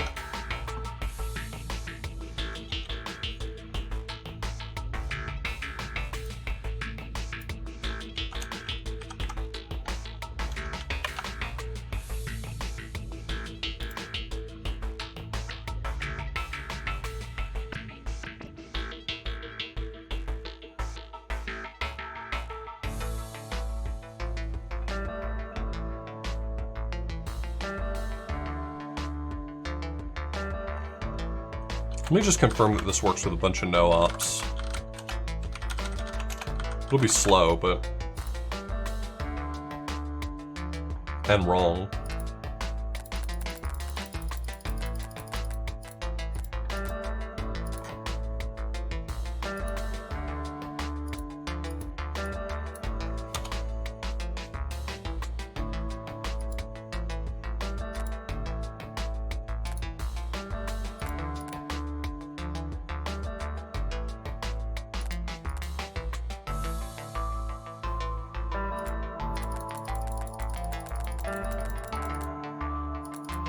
Oh, I put the no-ups after the jump. That was really smart.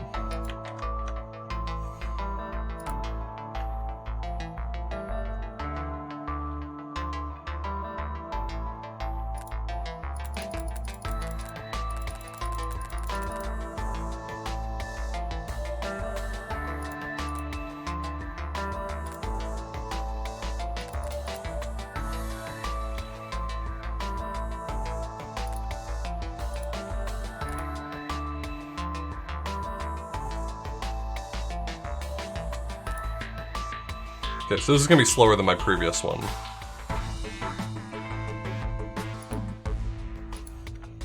What's the smallest number of... More than 5?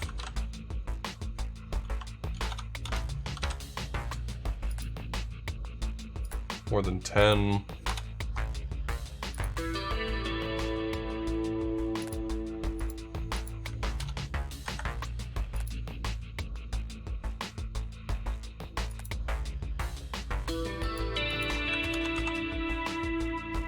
It's really that many, huh?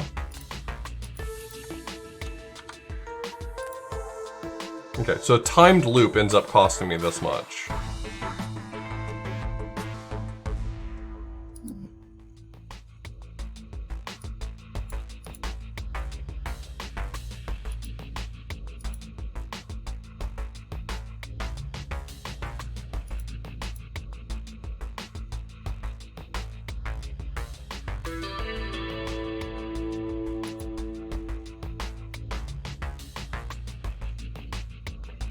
Problem is I have so many X's reading off of the M bus that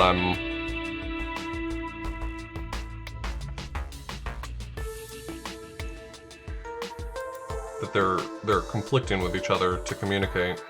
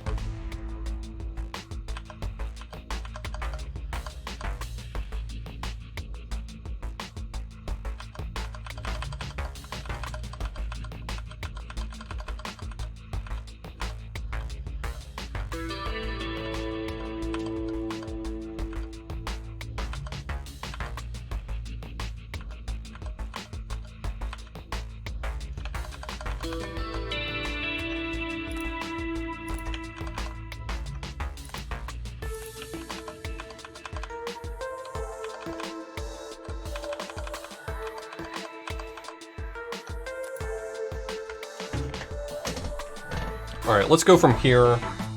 It's not my best one. I can't find my best one. I didn't back it up.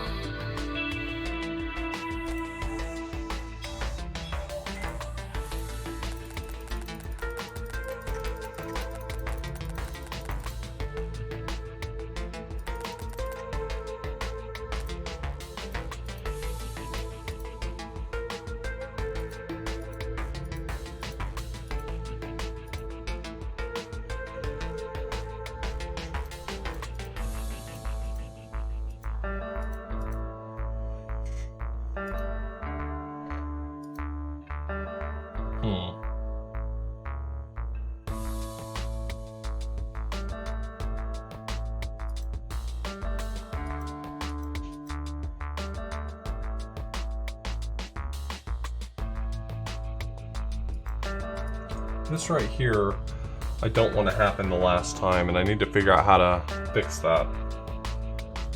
I think this is going to be...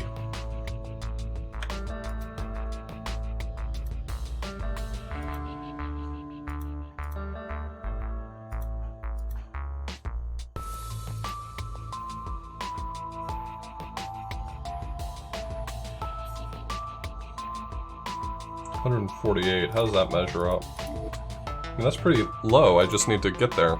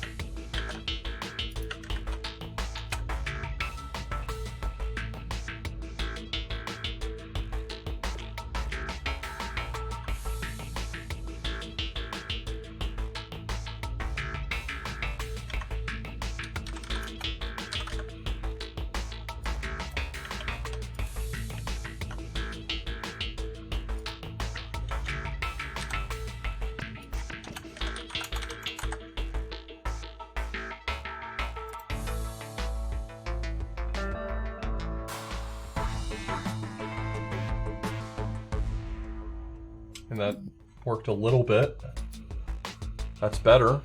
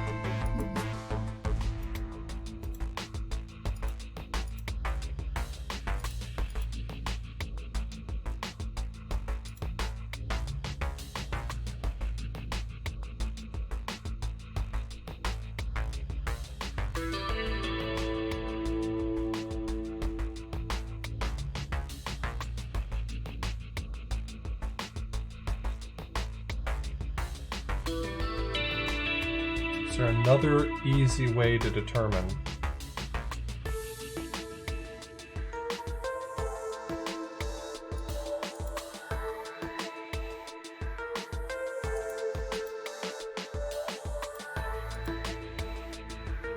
It's these tests that are getting me into trouble. How do you get 89? I just don't understand it.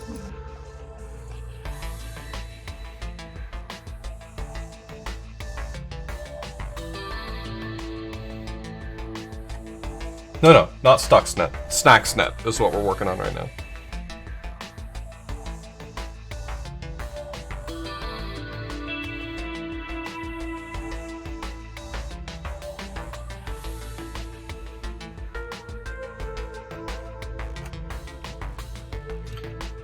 I'm just gonna think about this for a moment more.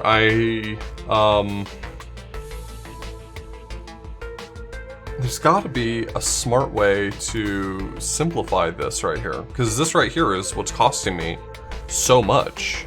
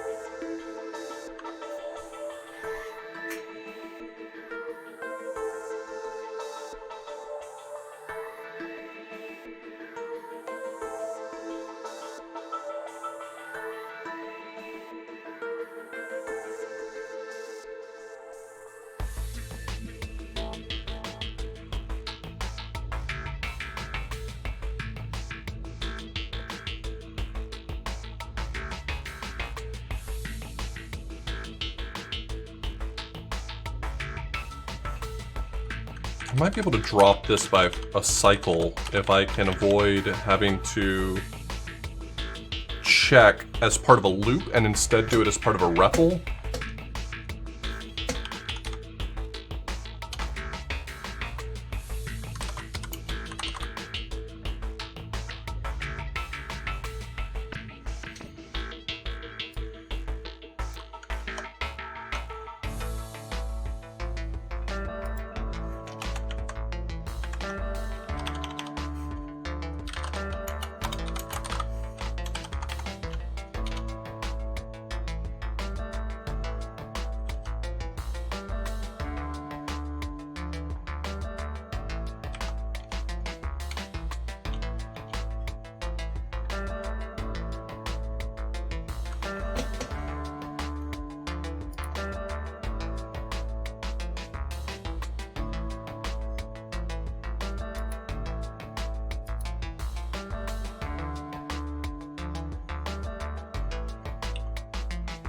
Does the order here end up being consistent? Like, is it 180? Like, is it 4, 3, 2, 0, 1?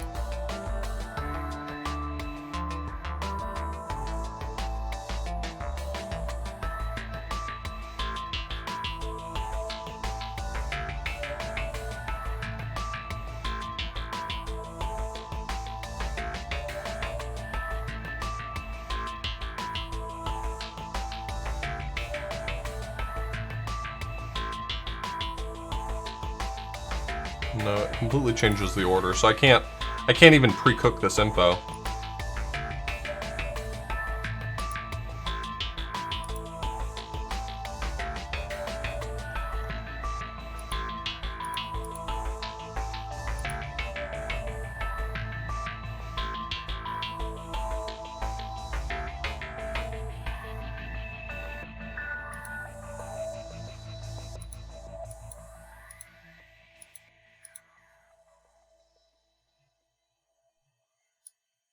Ah, I see. I see the way to improve this.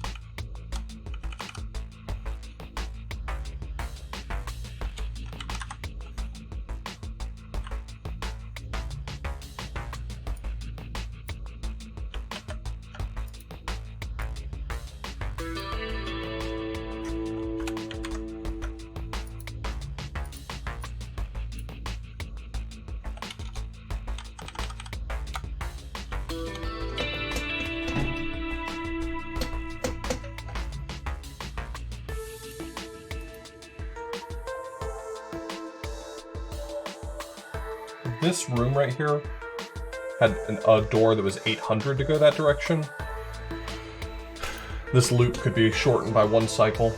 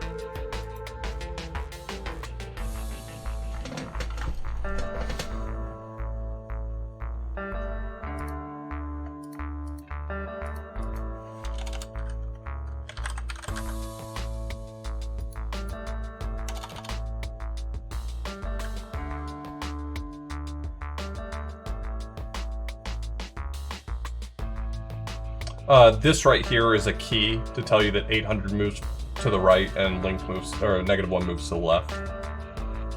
They conserve space on the drawing here to make it easier to see everything.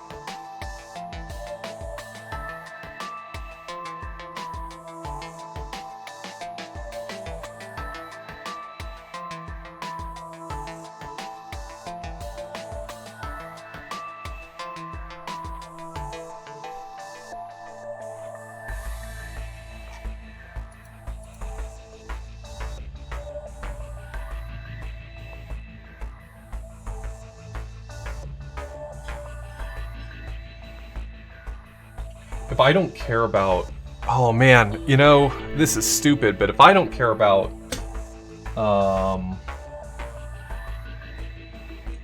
don't care about lines of code, I might actually be able to clean this up a bit. To speed this up a bit.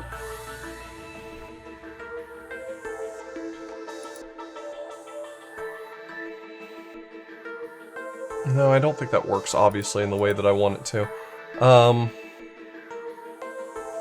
We're doing okay, just trying to eke out a little bit more here. Hey. Can I do anything? No, probably gonna wrap up soon so we can go to the grocery store. Yep, I got a lot of stuff done. Cool. How's it going? Fine, just trying to solve this one problem. Okay. Well, let me know when you're done. Okay.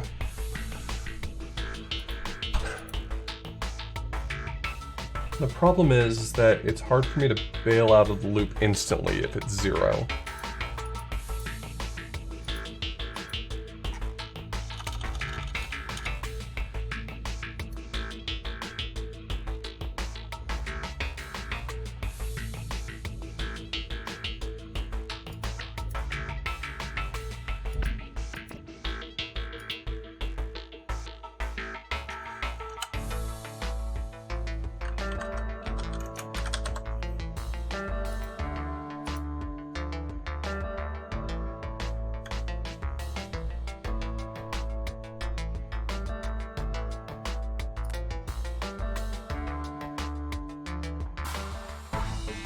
Oh, that knocked it down to 160. That was really good.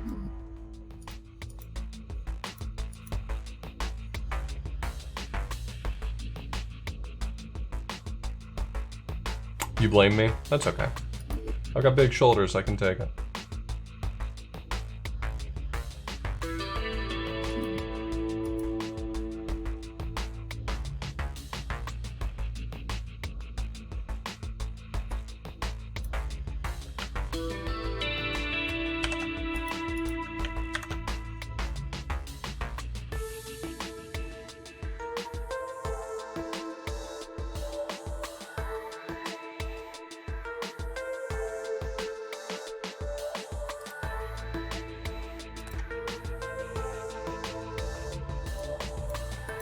Oh, right.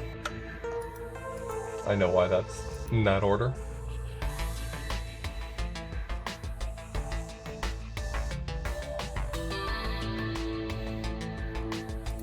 I'm so close, I feel like, to knocking even more off of this, but I mean, I'm not even... I don't understand how I would jump from 160 down to 89. That's a leap I'm not prepared for, and I think it has to do with basically stripping this down in some bizarrely clever way. I think it requires exploiting some sort of structure of this problem I don't begin to understand.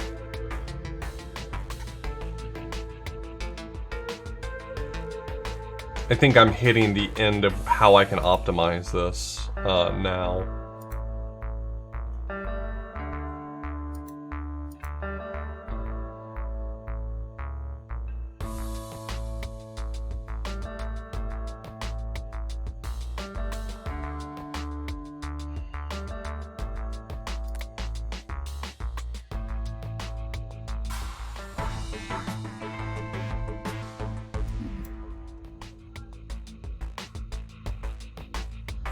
What does the data look like? It's just a hardware register. The number that's on the front of it tells you what's in it.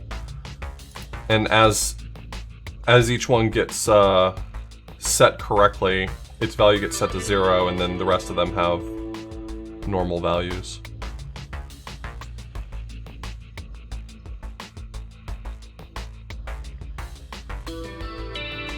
Yeah, and the problem is it's not consistent. So like if you look at their initial settings, this has the highest value, and ZGC3 has the second highest value. And I thought, okay, well maybe I can maybe there's a clever way to exploit this by copying all the values and just knowing what order to set them in. But if you look at it as it runs, once the first one sets, they all kind of just shuffle. 2 is now the largest, not 3. So I can't even exploit any structure of the initial state. Because theoretically, you could just like figure out what the correct order is from the start, and then just set them all at once. Then you don't have to keep checking all of them, but it doesn't work that way for this. And I think, so this is a loop that gets unrolled right here. I don't know how I would speed this up. I really just don't.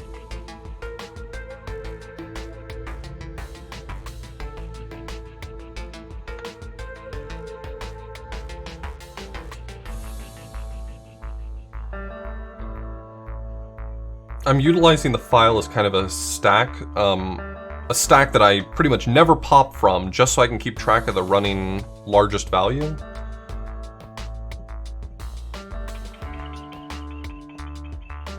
I'm not seeing it. I'm just not seeing it.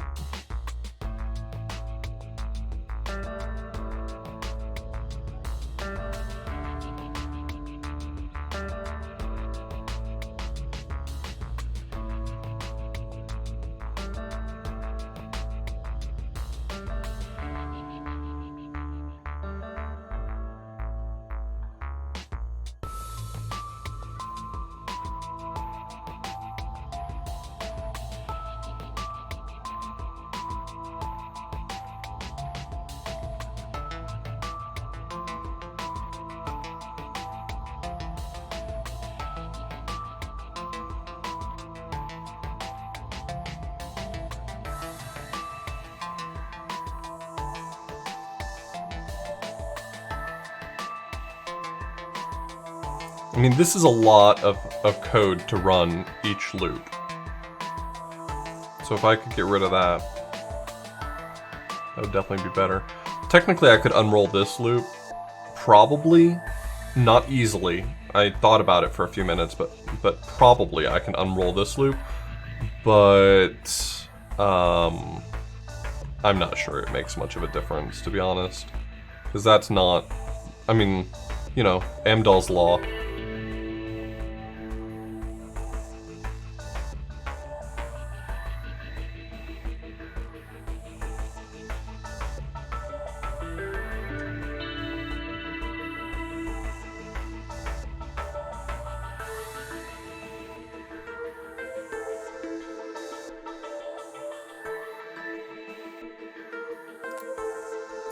Can I set one of these registers out of curiosity?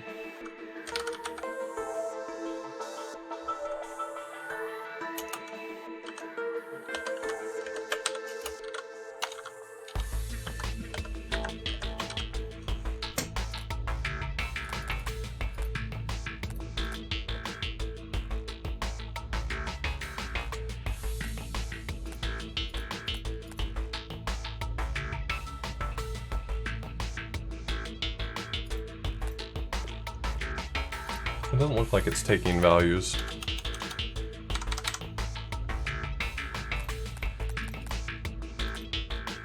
I thought for a brief moment I might be able to be clever and use one of these registers as like scratch space. Because I could cut this down if I did that. I could definitely do that.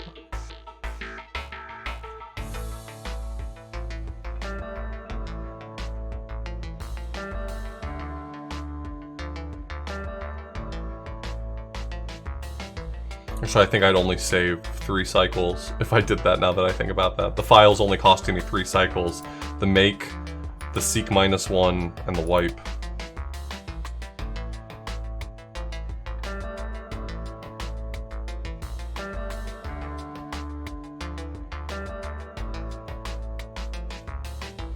I mean, a little bit, you...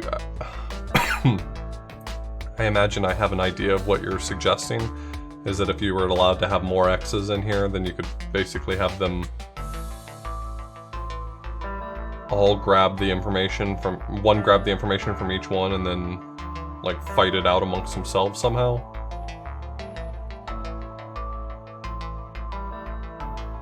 I keep trying to think of clever ways that I can do sort of divide and conquer by having a whole bunch of X's. One per register, then use local M to find the max before sending to global M.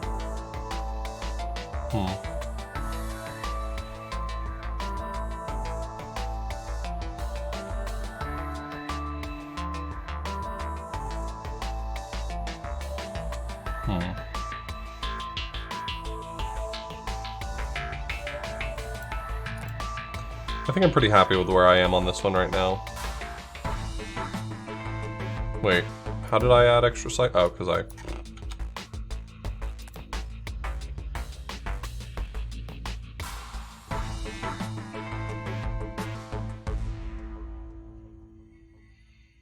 I could potentially knock off like another 20 cycles or so if I could identify that I'm done.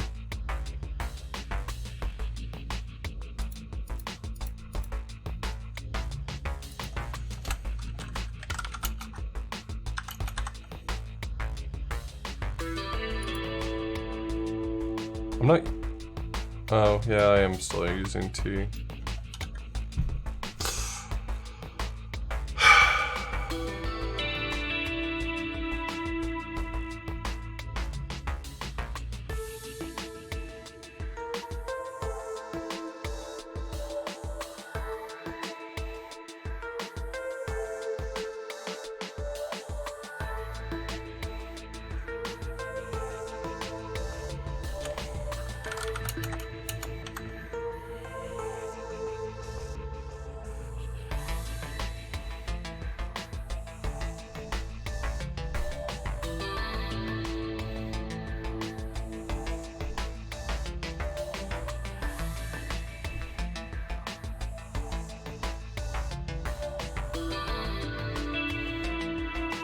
Yeah, I'm only doing this loop 4 times.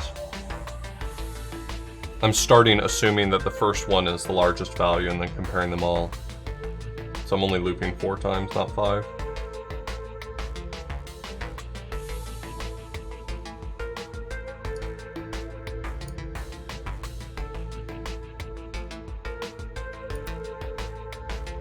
Unless I'm just not understanding what you mean.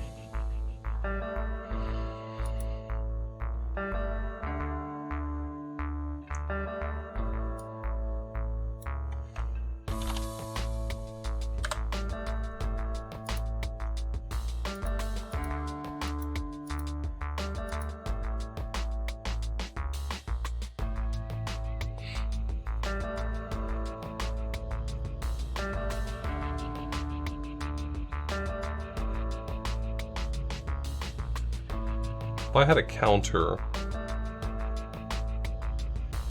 I would potentially be able to skip this one last pass I'm doing.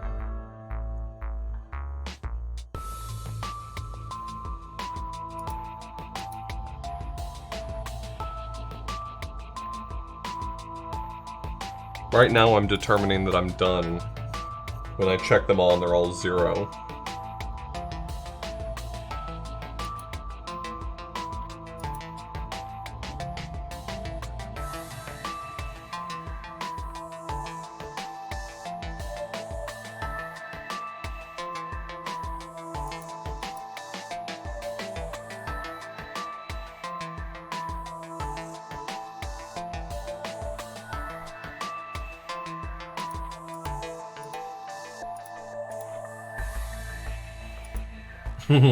I think I might have a really stupid idea.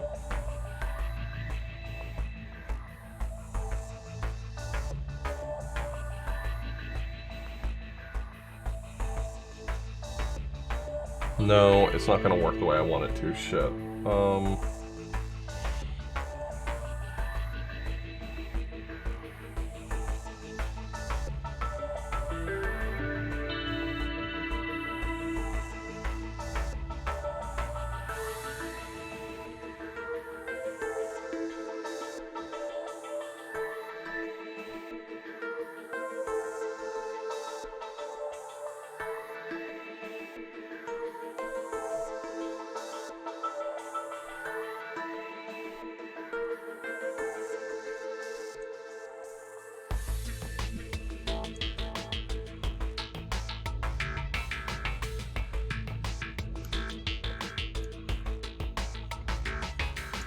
Well, what's currently happening is I'm going through like a 6th time. So I'm going through this loop this whole body of code 1 time to find the largest value once. So then I run with it. Then I come back through. I'm running through it a 2nd time.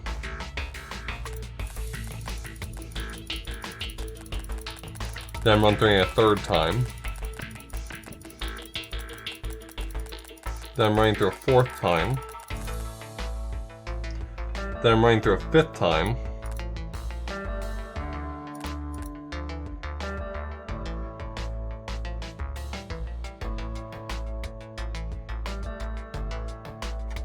Oh, is there like a clever solution I can do where if I know I'm on my last pass, I just tell it to go through and set all of them to 0? I wonder if there's a clever way to do that. Yeah, it's like a bunch of extra steps.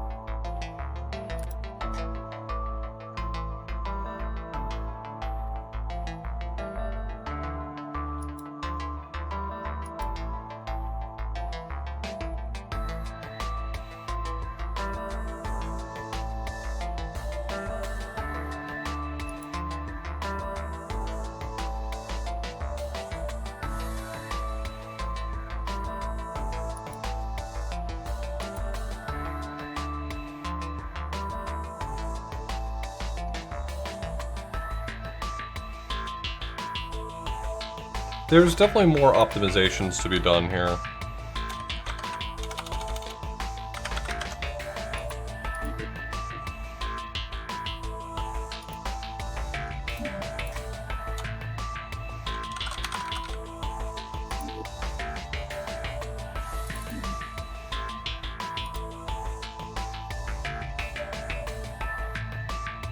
The actual best solutions being at around 89 tells me that I'm missing some sort of structure to this problem that I haven't recognized. Like there's some special structure to it that I'm just not exploiting. I'm not going to get there just by like small optimizations. It would require a major restructure, I think.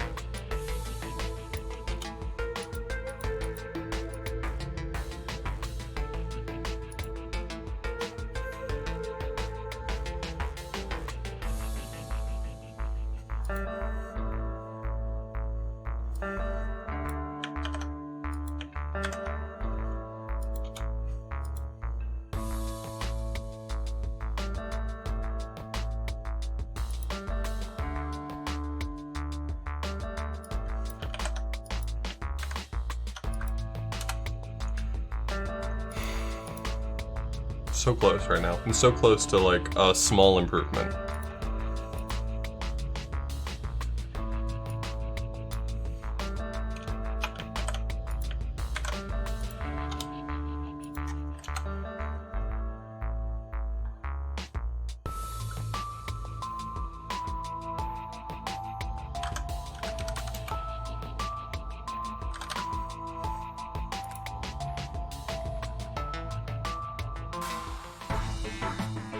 Nope, strictly worse.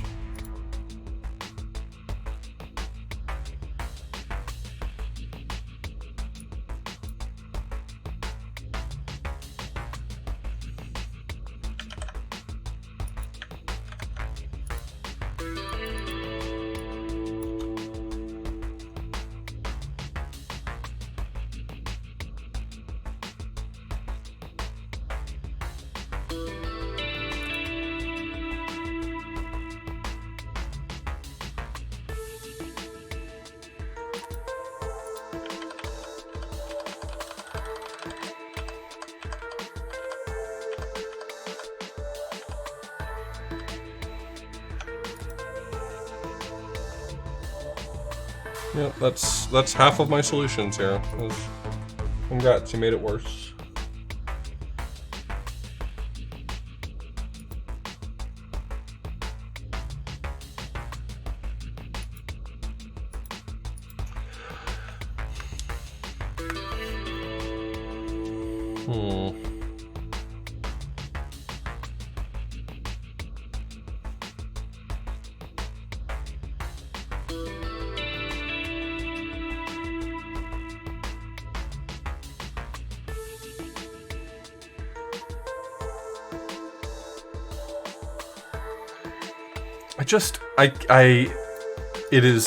This is impenetrable to me. This right here, like improving this in any meaningful way is just impenetrable to me.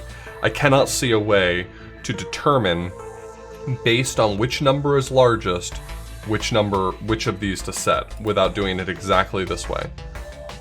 There's a structure to it that I'm sure I just don't understand, that if I could figure it out, boom, we'd be in business. But like, there is nothing about this that seems like it permits improvement.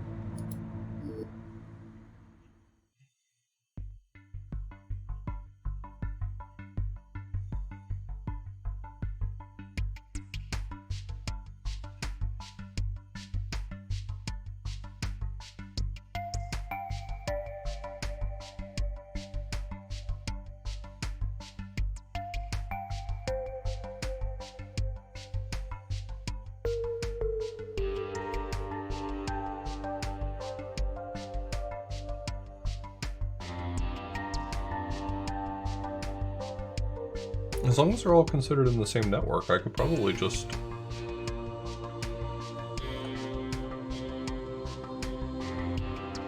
have each of them try to send their data out through the network, right?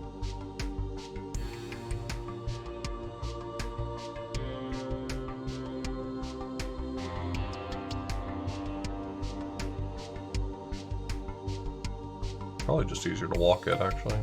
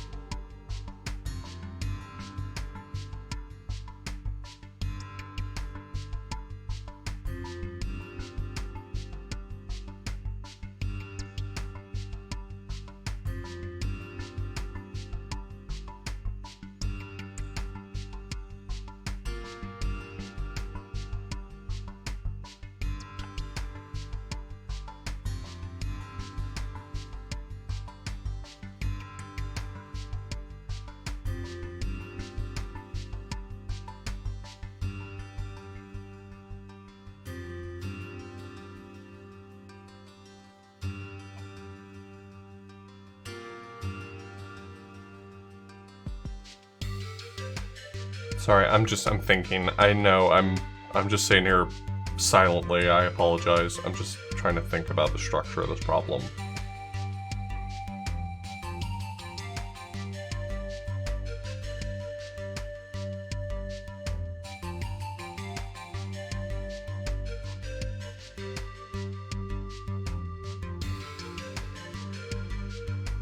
So the natural structure of it being a 3x3 means that I can probably send X's like left and right to pick up information, bring it to the middle, and we consolidate it, and then sort of do the same thing but in the other direction with the next level up of information.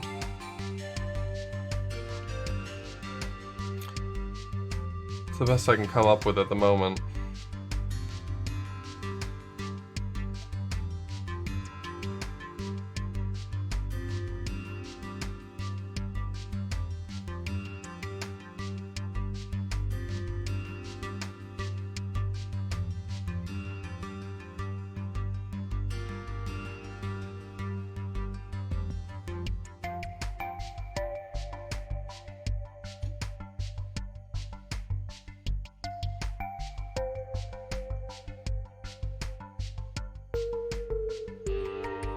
I mean, I'm not like doing maxes or anything. I'm just counting the number of these that are greater than 55. So all I need really is for everyone, like I just need to put an exa in every room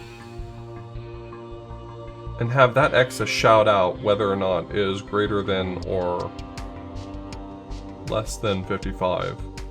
And just have someone count it. It really comes down to more of a timing problem, right? If I have every exa just trying to shout values from that nerve, I'm gonna get them really, really desynced.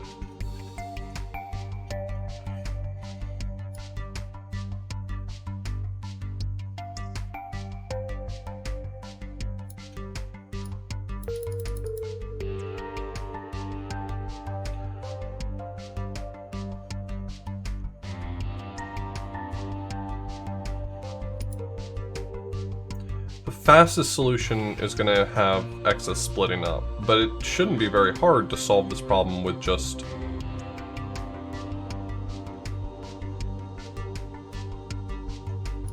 everyone. Well, let's just see. Let me write a slow solution first. 4, Jesus Christ, what's wrong with you?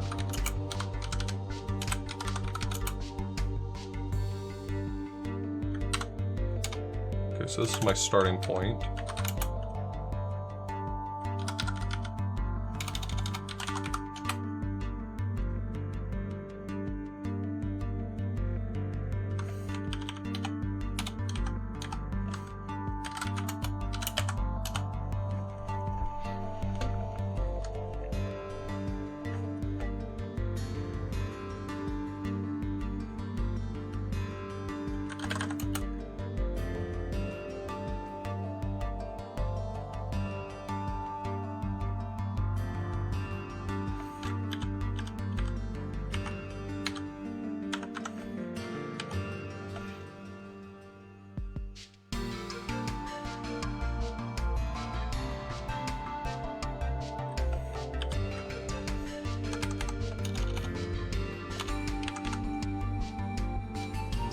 Oh, that's not going to speed things up. Okay, copy 0 into X. Test whether or not nerve is greater than 55. Add I XTX.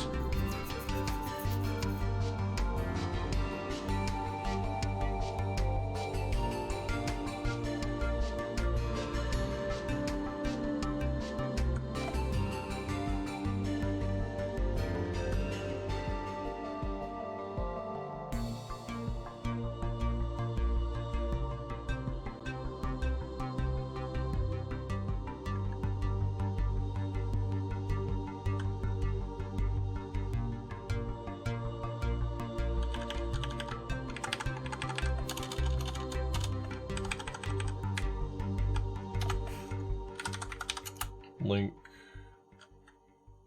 -3.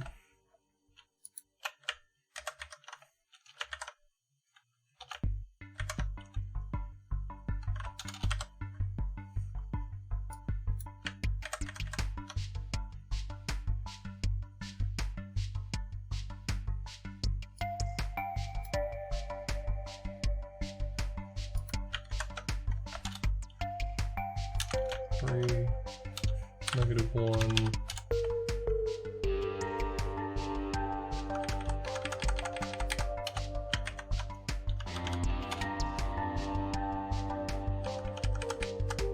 -3.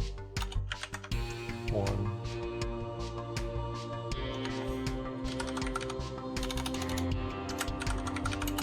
-1. Link 3. So I have the count now in X.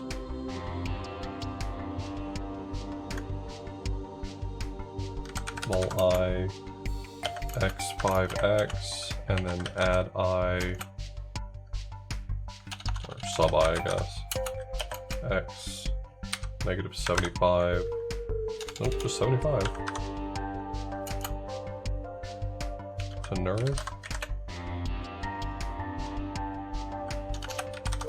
Link -3, link -1, jump main. I mean, this should work. And yet it does not.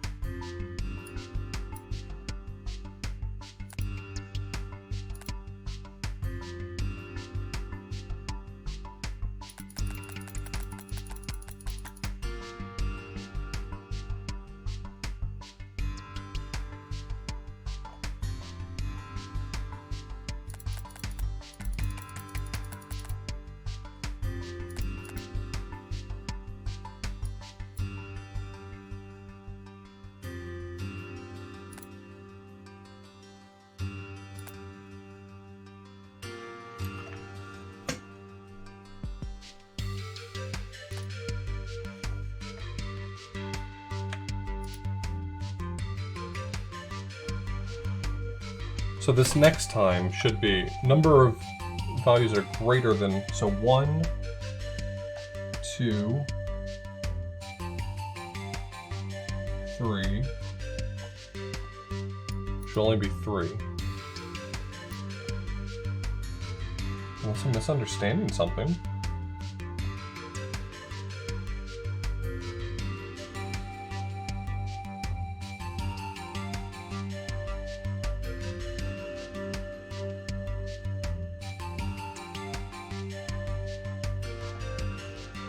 Did I miss anything? Okay.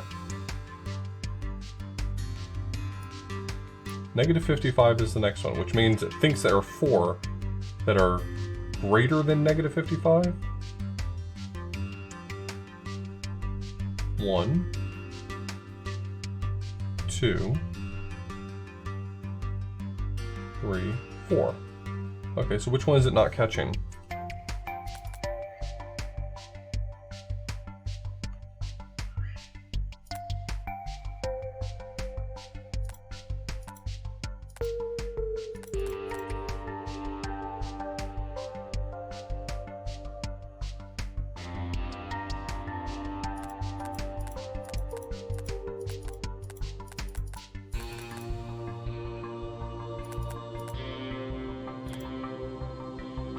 Oh, I'm not grabbing the top right one. Right?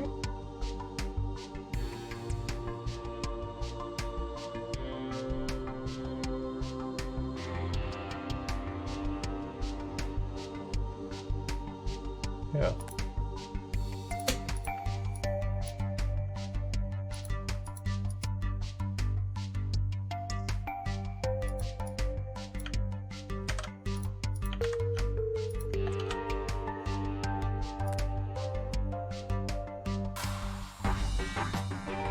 Okay. A bad solution, but a correct one.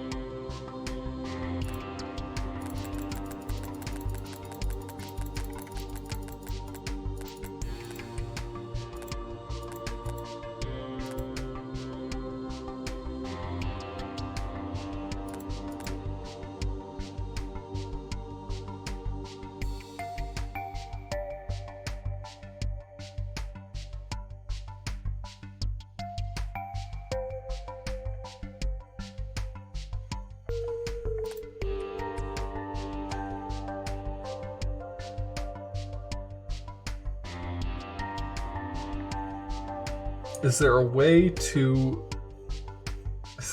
signal to everyone that I'm ready for the next value? Because I can receive them in any order, not worried about that. Maybe it's guaranteed to change?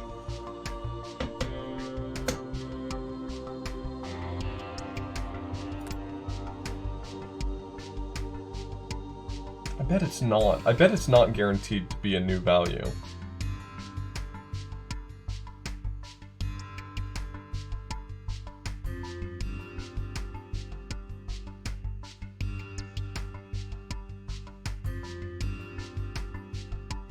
I know how I would do it. I've got an idea.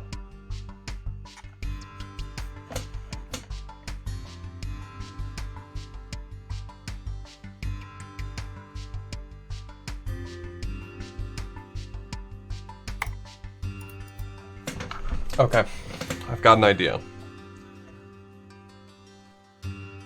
This one is just going to put an X at every room and get it ready to send data. Is this going to work the way I want it to?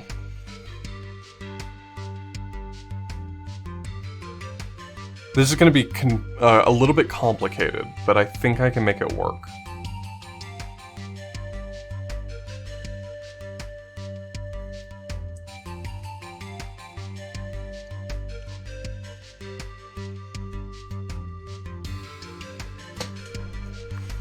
Hold on a second.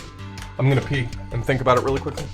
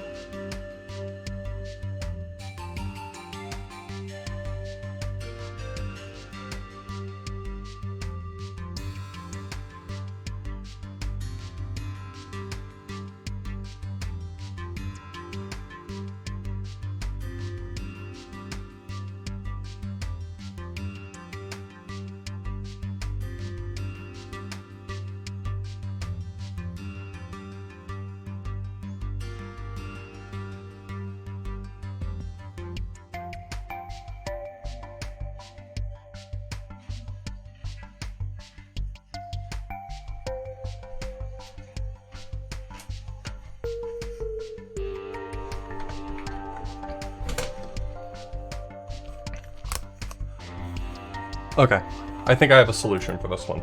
Here's the basic idea. It's going to involve 3 X's. One of them is in the first room, and his job is just to clear M. There's one that's going to go to the visual cortex, and it's going to be responsible for aggregating all the data, and then there's one that's going to go to all of the ones everywhere else, the optic nerves, and it's going to send the data out. And what's going to happen is they're all going to know that it's time for them to move on when I try to transmit something over the M register, and they all see that M is ready to be read, but they're not going to read it. Someone else is going to read it, but they're going to wait for that to happen.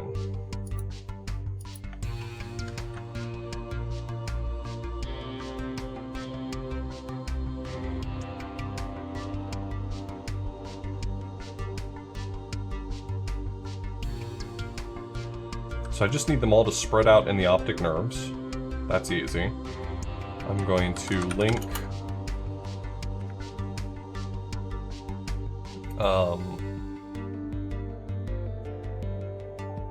link 800.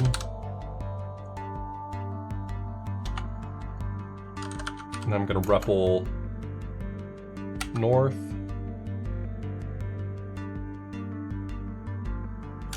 REPL east.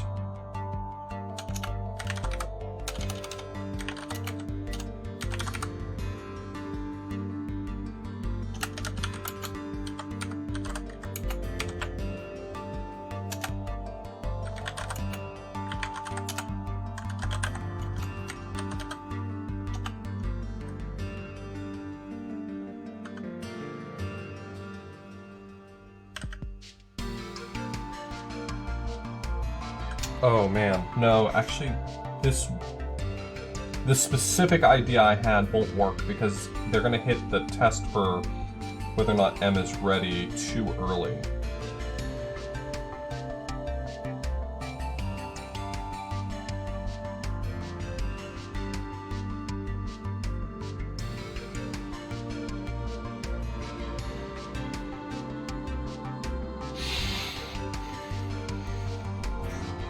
And there's no way to prevent that from being a problem.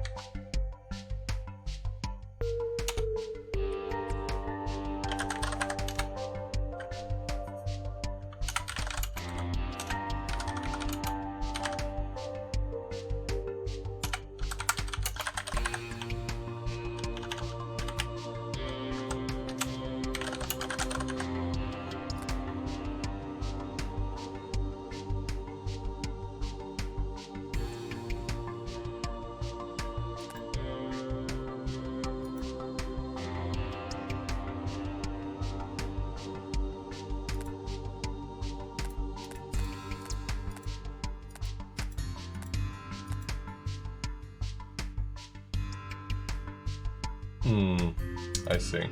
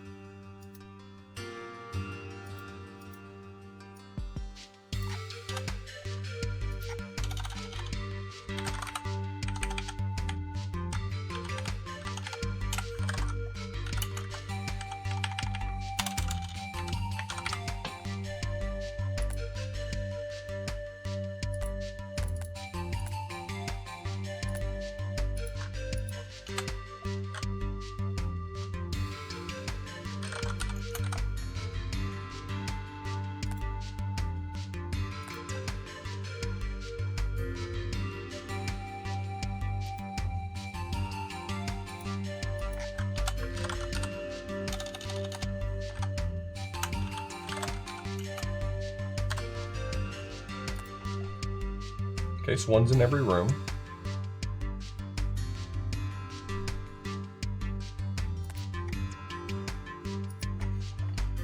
Visual cortex dude is going to link to -1, link to 1, no, link 800, then link 100, link 1, link 3.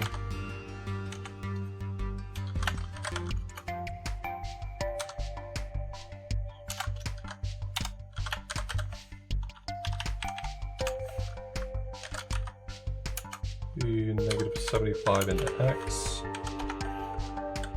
add I, X,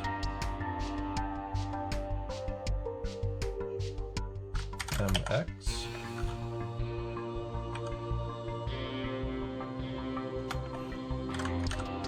copy copy X into nerve, and then repeat.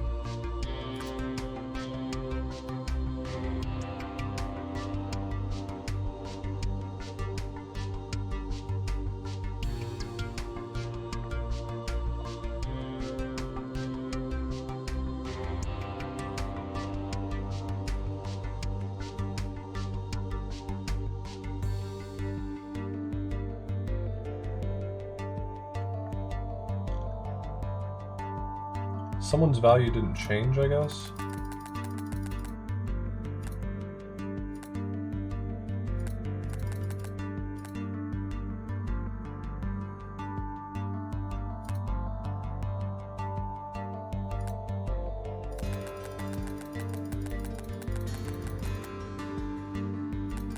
The middle one didn't change.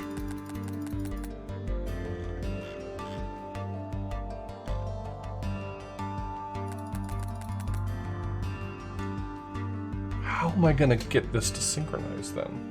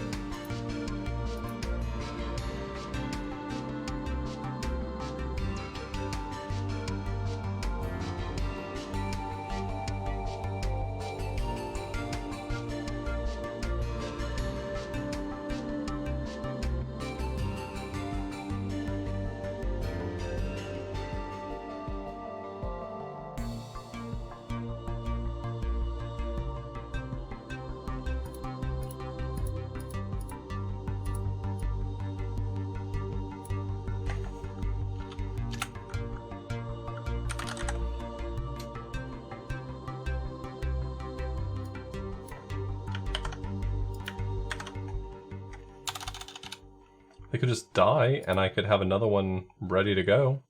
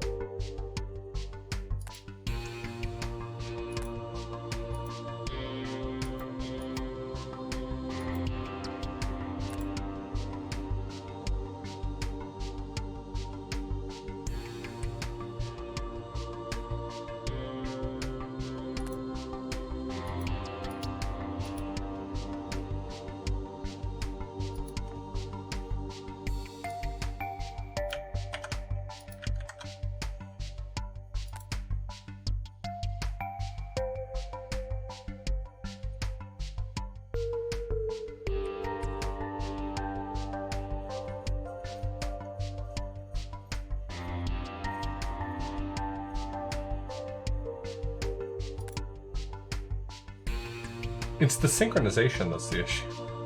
And it's really stupid.